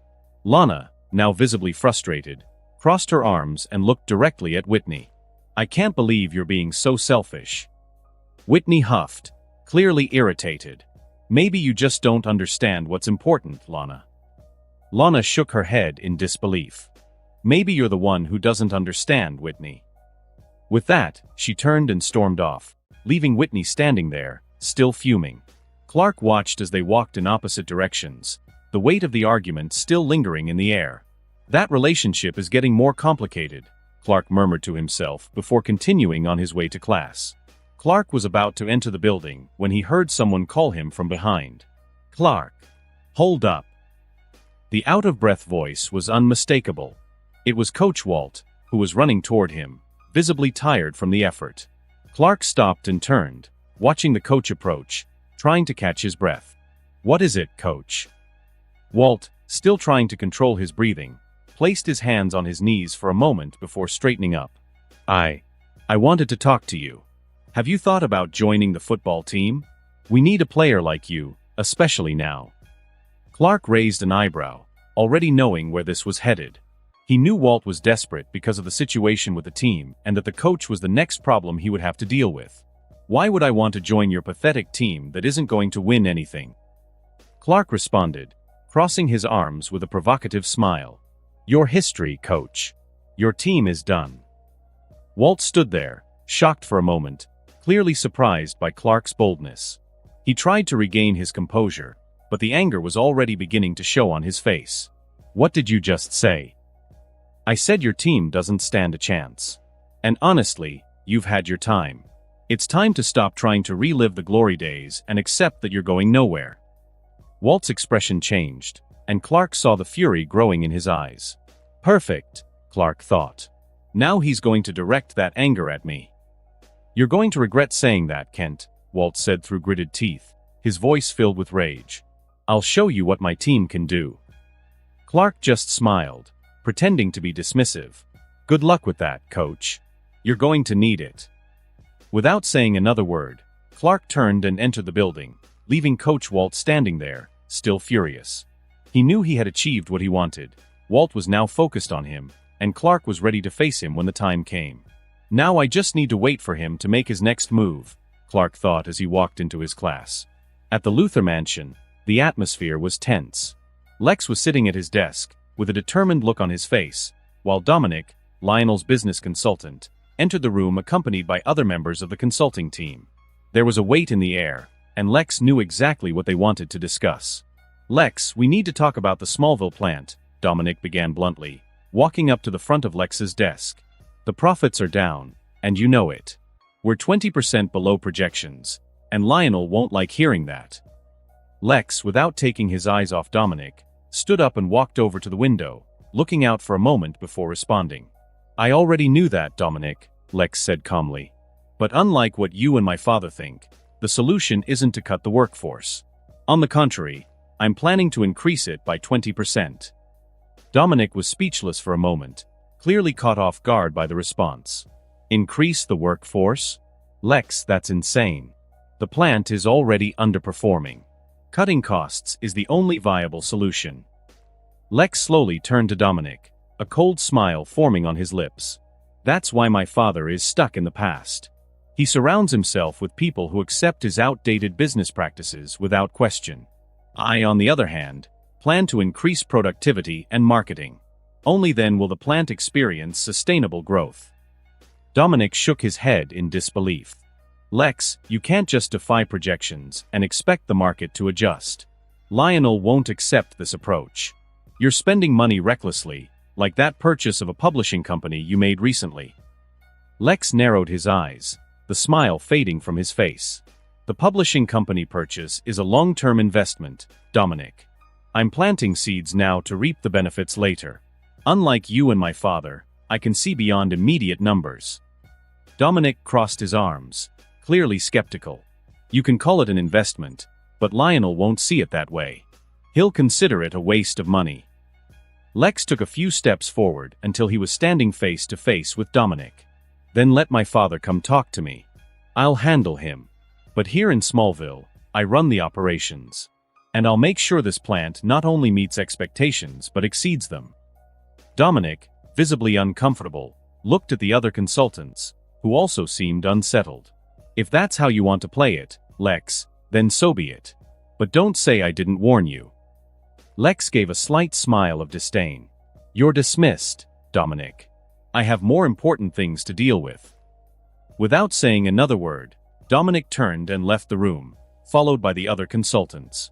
Lex watched them leave, feeling the weight of the decisions he was making. He knew he was betting big, but that was how he always played, on the edge. As the door closed, Lex returned to his desk, picking up a sheet of paper with the new projections he had developed. He knew the path he was taking was risky, but he trusted his instincts. I'll make this work, Lex murmured to himself, determined to prove his vision was right. Clark was in the classroom, sitting in his chair, pretending to pay attention to the history lesson while his mind worked in a different direction. He had already decided his next step. The incident with Coach Walt was escalating, and Clark needed to find out more. I need to figure out what Principal Quan knows about Coach Walt before something worse happens, Clark thought as he discreetly glanced at the clock on the wall. Trim. The sound of the bell announcing the end of class echoed through the room. Now's the time. Clark murmured quietly to himself, quickly standing up and leaving the room with determined steps. The hallway was busy, filled with students heading to their next classes, but Clark didn't care. He had a clear goal. Knock knock. In Principal Quan's office, the atmosphere was quiet and formal. Clark knocked lightly on the door before entering. Clark Kent, can I help you with something? Quan asked, looking up from some papers on his desk, with a slightly surprised expression. Clark gave a friendly smile, closing the door behind him. I just wanted to talk for a bit, Principal. Is everything okay with the football team? Clark asked, trying to bring up the subject casually. Quan frowned, clearly not expecting that question. Everything is under control, Clark. Why do you ask? The principal replied, leaning forward a little, curious. Clark kept the smile on his face, but internally, he was already using his powers to access Quan's mind. Let's see what you know, Principal, Clark thought as he penetrated Quan's mental barriers, sifting through his memories. Images began to surface in Clark's mind. He saw a recent meeting with one of the football players. The kid seemed nervous, his words hesitant. Coach Walt, he gave us the answers to the math test, the player confessed to Quan, visibly uncomfortable. Quan seemed surprised, but his expression soon hardened. He knew something was wrong, but he hadn't officially acted on it yet. So that's it. Walt is more involved in this than I thought. Clark reflected, absorbing the information. He manipulated the players' grades. Clark continued to sift through the memories, seeing Kwan's concerns about how to handle the scandal without damaging the school's reputation. He's trying to find a solution, but he's hesitating, Clark thought. Knowing that Kwan might become Walt's next target, Clark made a decision. He couldn't leave the principal in danger. Whoosh! In the blink of an eye, Clark moved with his super speed and gently placed his hand on Kwan's head. "It's for your safety," Clark murmured, as he used his powers to erase specific memories related to Coach Walt. He erased the bad memories about Walt's involvement in the scandal, leaving only a vague recollection of a routine investigation into the players. Kwan blinked a few times, seeming confused for a moment, as if trying to remember something important but unable to. "Clark, I think I'll need a moment to finish some paperwork. Is there anything else I can help you with?" Kwan asked, already returning to his normal routine, unaware of what had happened. Clark shook his head, smiling politely. "No, Principal. Thank you for your time," he said, turning and quickly leaving the office. As soon as Clark left the office, he took a deep breath. Now, the next step is Coach Walt. Clark took a deep breath as he left Principal Kwan's office, feeling that he had taken the first step in controlling the situation. Now, the next step is Coach Walt, he murmured to himself as he walked through the school corridors. Clark decided he needed to find Chloe. As he approached the journalism club, Clark heard raised voices. He immediately recognized Chloe's voice, and to his surprise, the other voice was Coach Walt's. "You have no right to write these things about the team." Walt raged, his voice full of anger. "You're going to ruin my players' reputation." "I have every right to write the truth," Chloe shot back, firm and determined. "Are you trying to censor me? That just proves something is wrong. The whole school deserves to know what happened." Clark approached, stopping just a few steps from the two of them. He could see that Walt was clearly out of control, his posture threatening. Chloe, however, stood her ground, not backing down. "You're not getting away with this, Sullivan. I run things here, and you're going to stop writing these articles right now." Walt continued, his voice full of fury. "I'm not going to be intimidated, Walt. What you're doing is wrong, and I'll keep writing about it whether you like it or not," Chloe responded, crossing her arms defiantly. Clark knew it was time to step in. He quickly moved between Chloe and Walt. "Is there a problem here?" Walt looked at Clark with disdain, clearly irritated by the interruption. "Nothing that concerns you, Kent," he said in a threatening tone. "This is between me and this nosy girl." Clark remained calm, but his eyes never left Walt's. "It looks like you're trying to intimidate the wrong person, Coach. I suggest you step back." Walt narrowed his eyes at Clark, but something in Clark's stance made him hesitate for a moment. Without saying another word, Walt abruptly stormed off, still furious. "This isn't over, Kent," Walt muttered as he walked away. Clark sighed, knowing that the issue with Walt was far from resolved, but at least he had prevented the situation from escalating right then and there. "Let's go inside the journalism club," Clark said, gently taking Chloe's hand and leading her inside, away from prying eyes. Once the door was closed, Clark turned to Chloe with a serious expression. "Chloe, I need to warn you. Walt isn't who you think he is. He's dangerous." Chloe, her face still flushed with anger from the argument, looked at Clark skeptically. "Dangerous? Seriously, Clark? He's just another arrogant coach who thinks he can boss everyone around. I'm not going to stop writing my articles because of that." "It's more than that, Chloe," Clark insisted, trying to make her understand the gravity of the situation. "Walt would do anything to protect his team. He's already manipulated grades, and now he's losing control. This isn't just about the team. He's changing." Chloe crossed her arms, clearly irritated. "Do you think just because we're dating now, you can tell me what to do? I'm not going to stop being who I am just because you're worried, Clark." "Chloe, Walt is exactly the kind of guy you'd put on your wall of weird. He's hiding dark things," Clark argued, trying to convince her to be more cautious. Chloe raised an eyebrow and with a defiant smile said, "If he's that kind of person, then that's even more reason for me to keep investigating." Clark sighed, realizing it was no use trying to convince her. "Okay, but at least be careful. I don't want you getting hurt because of this." Chloe shrugged, still determined. "I always take care, Clark. But now, I've got a bus to catch." Chloe grabbed her backpack and left the journalism club, waving quickly to Clark as she walked away.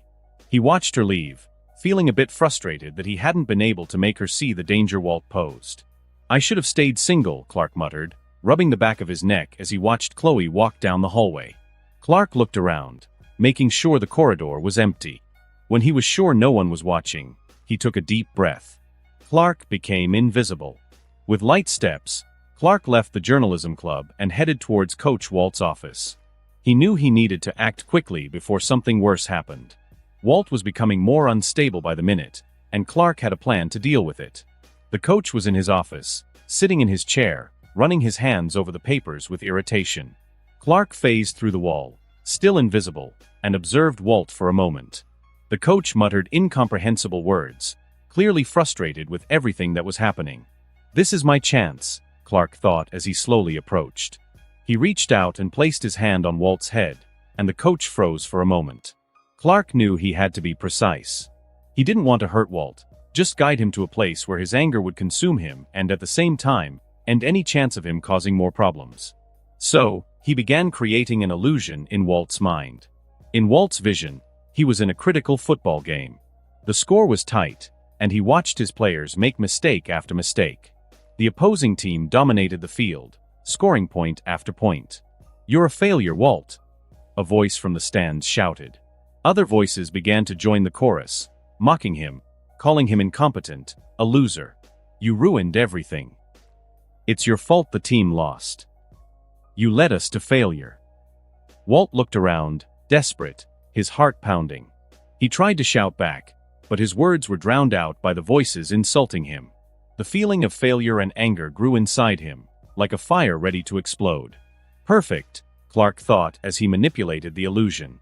Walt's anger reached its peak, and in the real world, he stood up from his chair, his fists clenched so tightly that his nails almost pierced his skin. Clark removed his hand from Walt's head, still invisible, and watched as the coach stormed out of the office like a hurricane. Walt, consumed by the rage Clark had induced, marched straight to the school sauna, the place he usually went to relax. But now it would be the setting for something much more intense. Clark followed Walt closely, always invisible, making sure everything went according to plan. In the sauna, Walt entered and locked the door behind him. The room began to heat up quickly, but this didn't seem to calm Walt's anger. On the contrary, the heat only intensified the feeling of oppression he felt, as if he were trapped in a nightmare. The words from the illusion still echoed in his mind. "Failure. Loser. You ruined everything." Unable to control his emotions, Walt felt a burst of energy inside him. His hands began to emit intense heat, and before he realized it, flames ignited on the sauna's rocks. The fire quickly spread across the walls, and within seconds, the sauna was engulfed in flames.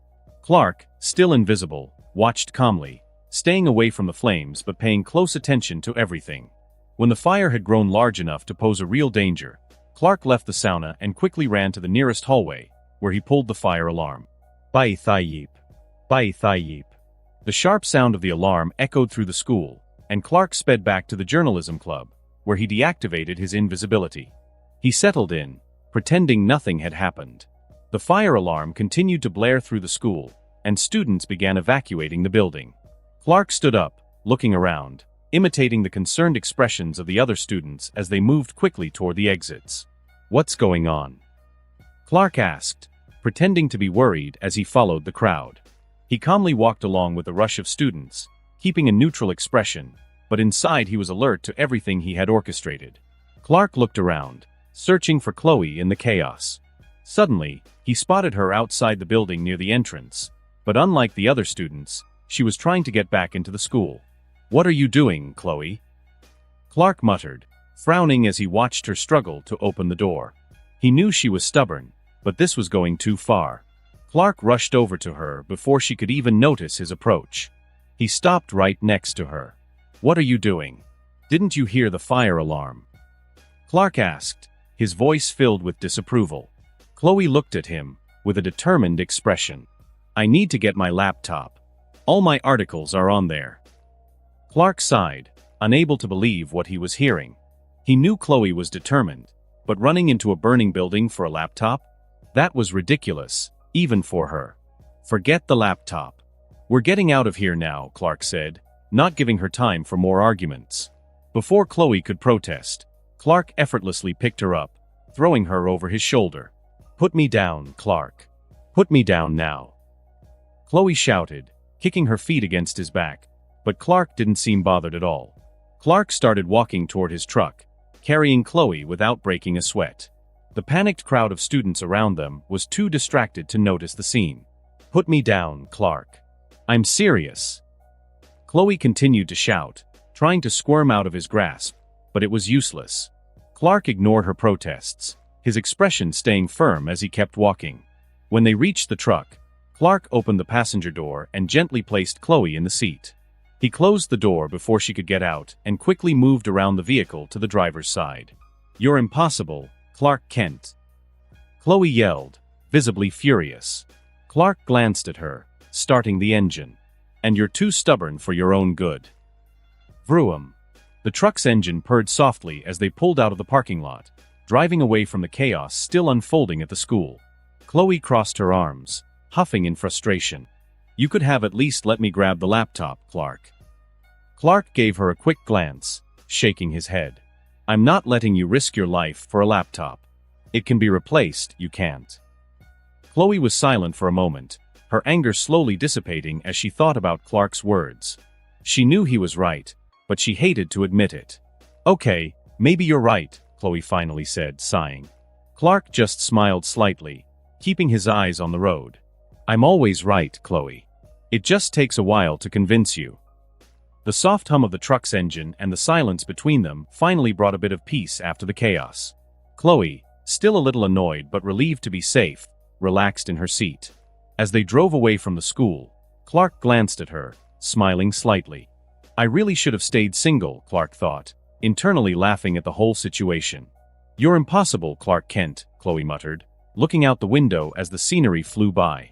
"I just wanted to make sure you were safe," Clark replied, keeping his eyes on the road. "You know I'd never let you take that kind of risk." "I know," Chloe sighed, turning to him with a slight smile. "But you have to admit, carrying me like that was a bit excessive." "Maybe," Clark gave a half-smile, trying not to laugh. "But it was worth it, don't you think?" Chloe shook her head, laughing softly. "I suppose so. Anyway, thanks for saving me, from myself." Clark glanced at her quickly, noticing her mood was improving. He smiled, feeling relieved. "WEO, WEO," the sound of fire truck sirens echoed in the distance. Clark and Chloe looked in the rearview mirror and saw flashing lights heading toward the school. "Hope they can get the fire under control," Chloe said, her expression worried. "I'm sure they will," Clark replied calmly, even though he knew the situation with Walt was much more complicated than Chloe realized. As the fire truck stopped in front of the school, firefighters quickly descended, setting up hoses and entering the smoke-filled building. The flames, which had started in the sauna, were now spreading to other areas. "Fires concentrated in the sauna area," shouted one of the firefighters, guiding his crew to the most affected part. FFFFFFSSSSHHHHH. Water gushed from the hoses, hitting the flames with force as the thick smoke slowly dissipated. Inside the sauna, the heat was unbearable, and the firefighters fought to extinguish the last remaining embers. "There's someone here," shouted one of the firefighters, stopping as he saw what appeared to be a body partially covered by debris and soot. Thump, thump, thump. The heavy footsteps of the firefighters echoed down the hall as they approached Coach Walt Arnold. He lay motionless, a victim of the very flames he couldn't control.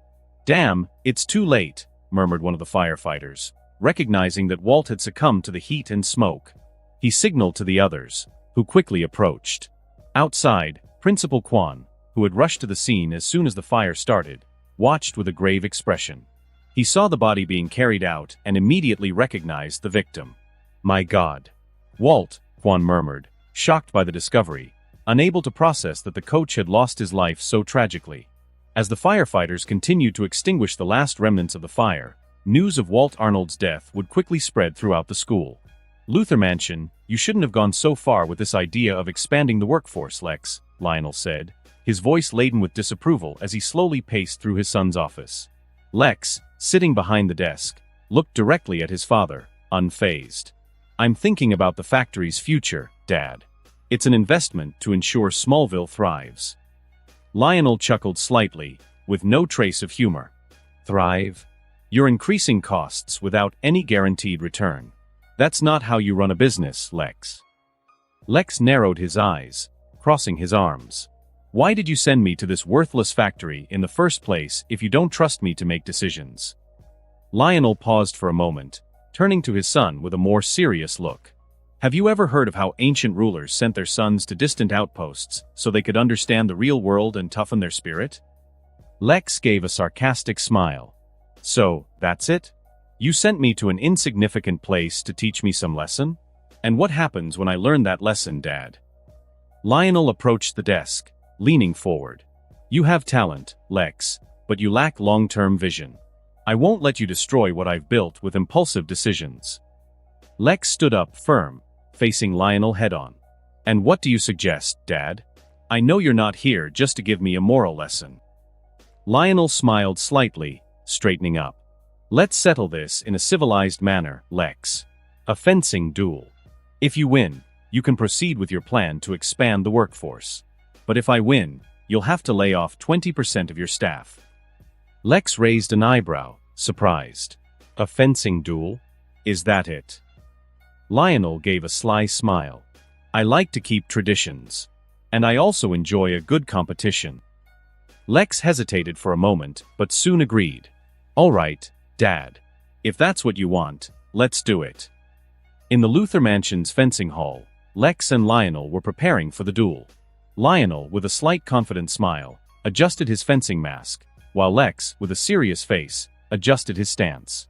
Ready to lose, Lex? Lionel taunted, raising his sword skillfully. We'll see who's losing, Lex replied firmly, raising his sword and preparing for the first move. Clang! The sound of swords clashing echoed through the hall as the two began the duel. Lex was focused, trying to strike Lionel quickly, but his father was agile and experienced, parrying every blow with ease. Clang! Clang! With each thrust, Lex felt the fatigue mounting, while Lionel seemed unfazed, maintaining his rhythm. Lionel's confident smile never wavered, and he moved with precision. You've always been good with words, Lex, Lionel said between moves, blocking a strike from Lex. But in the real world, words alone aren't enough. Lex attempted a quick attack, but Lionel easily dodged and countered, disarming Lex with a fluid motion. Clang! Lex's sword fell to the ground, and Lionel stopped, a victorious smile on his face. Looks like you still have much to learn. Lex, breathing heavily, looked at his father with a mix of frustration and exhaustion. He knew he had lost, but he wouldn't give up easily.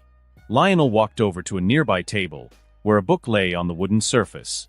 Without a word, he picked it up and tossed it to Lex, who caught it in the air, surprised.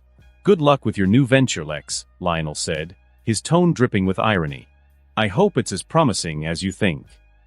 Lex looked at the book in his hands, surprised to realize it was the book Clark had written.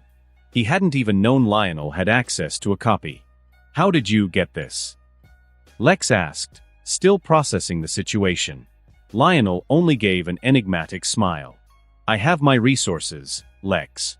Never forget that. With that, Lionel turned and left the hall, leaving Lex alone, still holding Clark's book. Beanery Clark entered the beanery and looked around, noticing the bustling atmosphere. People chatted animatedly, the sound of clinking cups mixing with the aroma of fresh coffee. He spotted Lex sitting at a corner table, surrounded by a pile of documents. Clark approached with firm steps, still processing everything that had happened that day. Before he could sit down, Lex looked up at him with a smile that conveyed exhaustion, but also a certain enthusiasm. You're just in time, Clark, Lex said, pointing to the seat in front of him. I've got something important for you. Before Clark could respond, Lana appeared with a notepad in her hands, clearly a little nervous. It was her first day working at the beanery, and she was eager to get everything right. Hey, Clark. Lex. Can I take your order? Lana said, smiling nervously as she adjusted her apron. Clark threw a quick glance at Lex, who merely shrugged with a smile. I'll have a cappuccino, please, said Clark calmly. For me, a black coffee, no sugar, Lex added casually as he turned his attention back to the documents in front of him. Lana jotted down the order quickly and smiled again, visibly relieved she had written the orders correctly. I'll be right back with your drinks, she said, hurrying off toward the counter. Clark turned to Lex, curious. What do you have for me? Lex opened a leather folder on the table and pulled out a book. He handed it to Clark, a satisfied smile on his face. Here's your book, Clark. Sales start tomorrow. Clark looked at the book in his hands, surprised. He ran his fingers over the cover, feeling the weight of the responsibility it brought. I'm still surprised by this, Lex. I didn't know you'd get everything done so quickly. Lex shrugged, still smiling. Oh, and I'm handling the publicity as well. I've already got a few interviews lined up for you. Clark raised an eyebrow. I'm not sure if I'm ready for all this attention. I want my name out there, but I also want to preserve my privacy. I get it, Clark. But sometimes, to achieve great things, we have to accept that the world will want to know more about us. It's part of the game. Lex said. Clark nodded, still a bit hesitant. He looked at the book again, feeling the weight of Lex's words. All right, just let me know before anything big happens, okay? Lex chuckled softly, returning to the factory papers scattered across the table. Clark noticed that Lex was more serious now, focused. What are these documents? Clark asked, curious.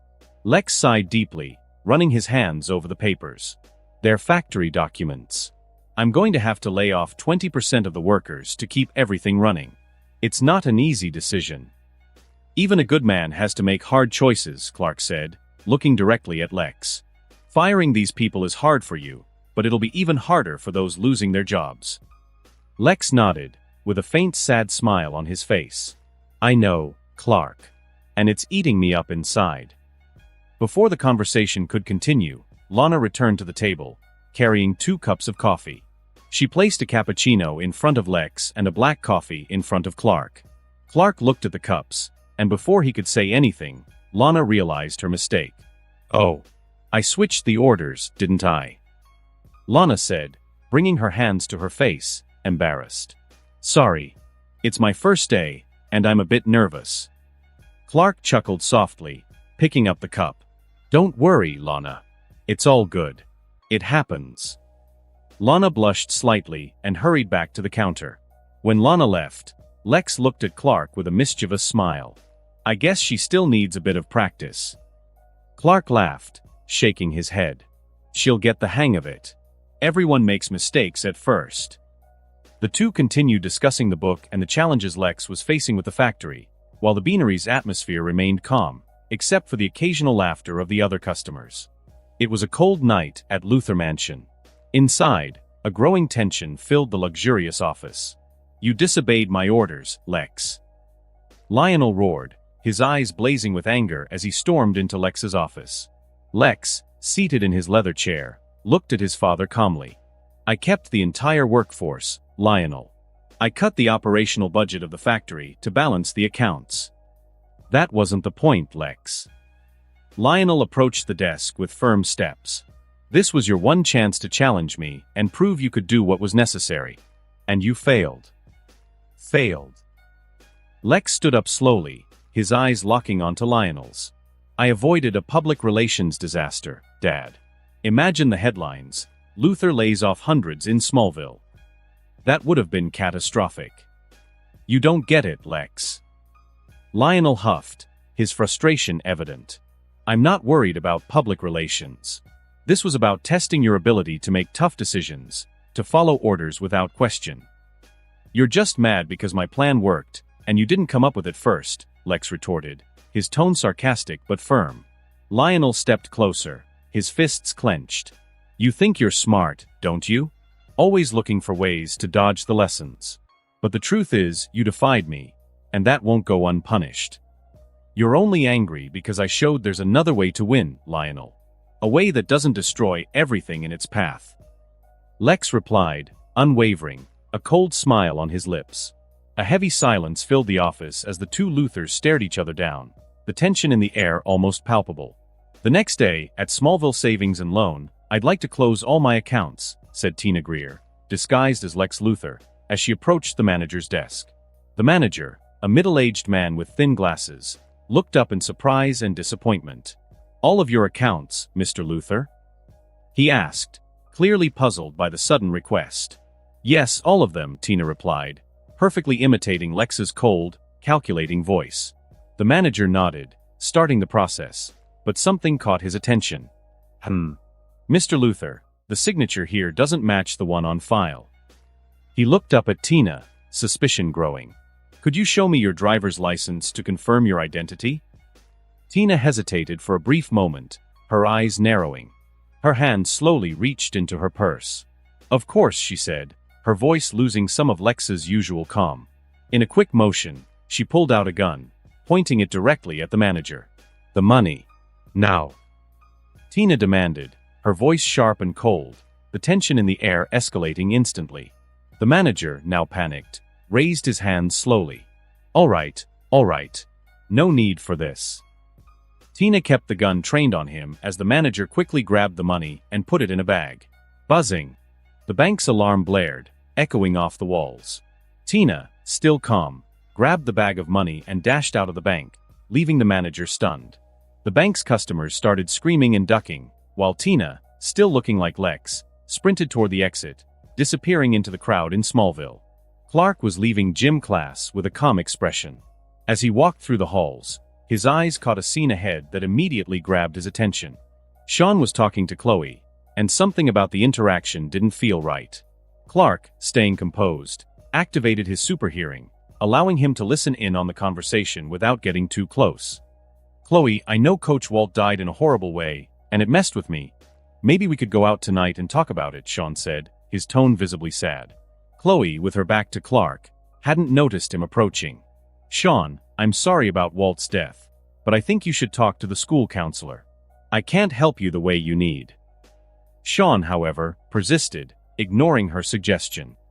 Chloe, you're amazing. I just think it'd be good for us to get out for a bit, you know? You could help me deal with this. Clark, understanding Sean's intentions, walked toward them, keeping his cool. When he got close enough, his firm voice interrupted the conversation. I think you didn't hear her, Sean. She's not interested. And if I have to ask you to back off, I won't be as polite. Sean turned, a sneer on his face. Oh, so you're the boyfriend? Honestly, doesn't seem like you can handle much competition, Kent. Before Clark could respond, Chloe stepped between them, raising her hand slightly to stop any further argument. Sean, listen up, Chloe began, her voice firm and resolute. I'm not a prize for you or any other guy. I choose who I want to be with, and I've already made that choice. She turned to Clark, wrapping her arms around his neck and without hesitation, kissed him deeply. When the kiss ended, Chloe turned back to Sean, her gaze even more determined. I'm Clark's girlfriend, and nothing you say or do will change that. Sean, visibly irritated, shook his head with disdain. You're the one missing out, Chloe, he muttered, his voice dripping with anger as he walked away, his heavy steps echoing down the hallway. This kid. He has no idea who he's challenging, Clark thought, keeping his gaze fixed on Sean's back as he walked away. I already know what he's going to become, and I'll make sure his fate is much worse than any other villain. Sensing the lingering tension, Chloe gently tugged Clark's arm, trying to ease the mood. Hey, it's okay now. He's gone. Yeah, he's gone, Clark replied, his eyes still on the hallway where Sean had disappeared. But that doesn't mean it's over, Chloe. Not yet. Let's get out of here, Chloe, Clark finally said, wrapping an arm around her shoulders. We've got better things to do than worry about people like him. Class ended, and Clark was walking peacefully beside Chloe through the school hallways. They were heading to the parking lot. I just want to forget this strange day, Chloe commented, sighing as she adjusted her backpack on her shoulder. Let's go to the farm, Clark said, placing an arm around her shoulders. It'll be good to relax for a bit. They reached the truck, and Clark opened the passenger door for Chloe to climb in. As soon as he settled into the driver's seat, his phone started vibrating in his pocket. BZZZ. BZZZ. Clark frowned when he saw Lex's name on the screen. It's Lex. Let's see what he wants, Clark said, answering the call. Hey, Lex. What's going on? Lex's voice was tense and filled with worry. Clark, I need to talk to you now. It's serious. I'm being accused of robbing a bank, and there's a situation that's getting worse. I also wanted to discuss a proposal related to your farm. Can you meet me at the mansion? Lex, what do you mean you're being accused of robbing a bank? Clark asked, surprised, trying to process the information. I know it sounds crazy, Clark, but someone's impersonating me. And it's not just that. I think they're trying to frame me for something much bigger. Clark remained silent for a moment, his mind racing. Suddenly, the memory of Tina Greer, the shapeshifter girl, came to mind. Tina. She's the only one who could be doing this. The thought that Tina might be behind this brought a new sense of urgency. Lex, I've got to go. Handle this for now, I'll meet you later, Clark said, abruptly hanging up the phone. Bzzz. Clark immediately dialed his mother's number. He felt his heart race, knowing that Tina not only had shapeshifting abilities but was also unstable and dangerous. The phone rang a few times before Martha Kent answered. Hi, Clark. I'm heading out to town. Do you need anything? Clark felt a chill run down his spine. She's going to attack my mom. Mom, stay home, he said, his voice filled with concern. Don't leave the house until I get there. I mean it. Clark, what happened? Martha asked, her voice worried. I'll explain everything when I get there, but please don't leave the house, Clark insisted. He knew Tina was unpredictable, and his mother would be in danger if she left the farm. All right, Clark. I'll stay here. Come quickly, okay? Martha replied, still suspicious but not questioning further. Clark hung up the phone, already feeling the urgency building inside him. He quickly glanced at Chloe, who was sitting in the passenger seat, clearly confused by the look on Clark's face. Clark, what's going on? Chloe asked, visibly worried by Clark's sudden change in demeanor. I don't have time to explain right now, Chloe, Clark said as he turned the truck's key. But I need to make sure my mom is safe. Clark started the engine with a vroom and floored the accelerator, the truck roaring as he made a sharp turn, speeding toward the Kent farm. Clark looked over at Chloe sitting beside him, taking a deep breath before making a quick decision. Chloe, I'm going to drop you off at home. I don't want you involved in this. But Clark, you're obviously worried. What's going on? Chloe asked, her eyes filled with concern as she tried to understand Clark's urgency and tension. It's complicated, Chloe. Trust me, it's safer for you to stay out of this, Clark said as he sped toward Chloe's house. The silence between them was heavy, but Chloe knew when not to push. She simply nodded, accepting that Clark was trying to protect her. Clark sharply braked in front of Chloe's house, turning the wheel to park the truck. Please take care, Chloe said, looking at him with a mix of frustration and concern. I'll be fine. I promise I'll tell you everything later, Clark replied, trying to ease the tension before watching her step out of the truck. As soon as Chloe entered her house, Clark wasted no time. He hit the gas again, heading straight for the Kent farm. Vroom. Two villains in one day, Clark thought, gripping the wheel tightly. Tina posing as Lex and now Sean. At least he hasn't awakened his powers yet. I can stop this before it gets worse. Maybe a little personal payback, too. Clark remembered how Sean had challenged him, trying to impose himself. He knew he couldn't let that slide. The sound of tires on the asphalt echoed down the road as he raced toward the farm. The night air was getting colder, but the only thing on Clark's mind was making sure his mother was safe. Clark breathed deeply, trying to calm himself. I'm letting my emotions get the better of me. That's never good. He knew his mom was home, safe, and there was no reason to panic. She hasn't left, so there's no immediate danger. When he finally arrived at the farm, Clark turned off the engine and quickly got out of the truck, heading toward the front door. Thump, thump.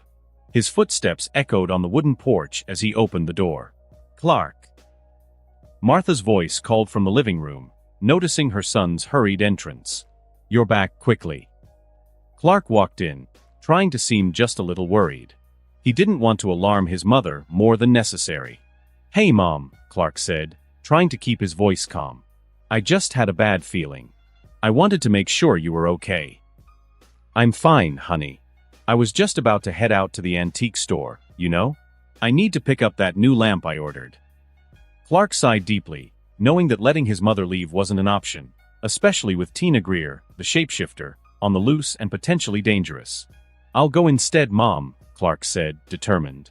You don't need to go out right now. You can rest. and I'll be back with the lamp." Martha looked at him, surprised by his sudden offer, but she saw the determined look in her son's eyes and decided not to push it. "All right, Clark. If you insist," she replied, putting her purse away. "But let me know if you need help with anything." "Don't worry," Clark said, flashing a quick smile as he turned to leave.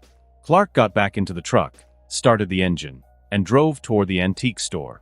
He knew something was wrong, but he couldn't quite pinpoint what. When he arrived, Clark turned off the engine and looked around. The antique store was dark, with only a few dim lights illuminating the interior. "I've got a bad feeling about this," Clark thought, frowning as he walked toward the entrance. Entering the antique store, the silence was almost tangible. The shelves were lined with old objects, and the air had a faint smell of dust. Still cautious, Clark activated his X-ray vision, scanning through the walls. That's when he saw it. Inside a cabinet at the back of the store, the lifeless body of Tina's mother was hidden. Clark sighed deeply. "Another body I have to take care of." Clark knew there wasn't time for mourning. He needed to act. Clark turned invisible, moving silently through the store as he searched for Tina. He scanned the area with his X-ray vision and saw Tina inside the store, crouched beside a large bag, where she was stashing the money she had stolen from the bank. "I knew you'd be here," Clark thought as he approached cautiously. When he was close enough. "Now's the time," he thought. Without making a sound, Clark placed his hand gently on Tina's head. A shiver ran through her body, but before she could react, he began altering her memories, diving deep into her unstable mind. "You trust me, Tina," Clark murmured, manipulating her thoughts and reshaping her perception. "I'm your best friend. The only one you can trust." Tina blinked, confused for a moment. Her body relaxed, and the panic in her eyes slowly faded as Clark's words seeped into her consciousness. "Clark," Tina murmured, her voice softer now. "You've always been there for me." Clark kept his hand steady on her head, intensifying his hold over her memories. "Yes, Tina. We've always been close. You know you can trust me." Tina's breathing slowed, her body growing less tense. The anger and fear that had consumed her minutes earlier began to fade, replaced by a sense of blind trust in Clark. "You're my only friend." "You always have been," Tina murmured, a slight smile forming on her lips. She might be useful in the future, Clark thought, showing no remorse for the manipulation he was performing. He slowly withdrew his hand, watching Tina for a moment. She looked at him with a serene expression, as if she had never doubted their friendship. However, there was one loose end, something that needed to be resolved to ensure no one discovered what had truly happened to Tina's mother. Now it's time to get rid of the body. Clark turned slowly, leaving Tina still crouched by her bag of money, completely unaware of what he was about to do. He walked toward the back of the store, where Tina's mother's body was hidden in the cabinet. Without hesitation, Clark opened the door to the cabinet, revealing the lifeless body. He stared at it for a moment, assessing the situation. "This has to disappear. I can't leave any trace linking Tina to this." Clark placed his hands on the body and in a quick, silent motion, made it intangible. He phased through the walls of the store, descending into the earth below the antique shop, where no one would ever think to look. There. No one will ever find this. Clark emerged back to the surface in the blink of an eye, reactivating his visibility as he re-entered the store. Tina was still there, motionless, lost in her own thoughts, now fully trusting Clark and unaware of what had happened to her mother. "It's all taken care of, Tina. Now no one can hurt you." Tina looked at him, smiling, her eyes filled with blind trust. "Thank you, Clark. I knew you'd always take care of me." Clark looked at Tina, who now trusted him completely, and realized he could take advantage of the situation. "You'll need a new identity, Tina," Clark said, his expression calculating. "We need to make sure no one suspects you." Tina looked at him, confused for a moment, but then nodded, ready to follow Clark's instructions. "Who do you think I should be?" Tina asked, her voice soft and vulnerable. Clark knew exactly who the perfect choice would be. Someone who was already starting to cause problems, and who he needed to remove from the picture once and for all. "Sean," Clark said without hesitation. "Take Sean's identity." Tina blinked, surprised, but then a smile appeared on her face. "Sean. That'll be easy. He's already becoming a problem, and with you in his place, I can make sure everything stays under control, Clark continued, his voice firm. Stay here in the antique shop and wait for me. I'll find Sean and bring him to you. Tina nodded, her eyes glowing with excitement. She quickly transformed, her appearance shifting until she looked exactly like Sean. Every detail, from his height to his skin tone, was replicated perfectly. When she finished, she was an exact copy of Sean. Perfect, Clark said, smiling back. Now, wait here in the antique shop. I'll bring Sean to you. Tina nodded, sitting back down on the floor of the antique shop, her gaze distant as she waited for further instructions. Clark sped out of the shop in super speed, leaving Tina alone for a brief moment. And that concludes this episode. If you enjoyed it, I'd seriously love it if you guys could leave a like on the video, as it genuinely helps out so much, and it keeps me going, plus it takes only 1 second. That said, have a wonderful day. See you in the next one.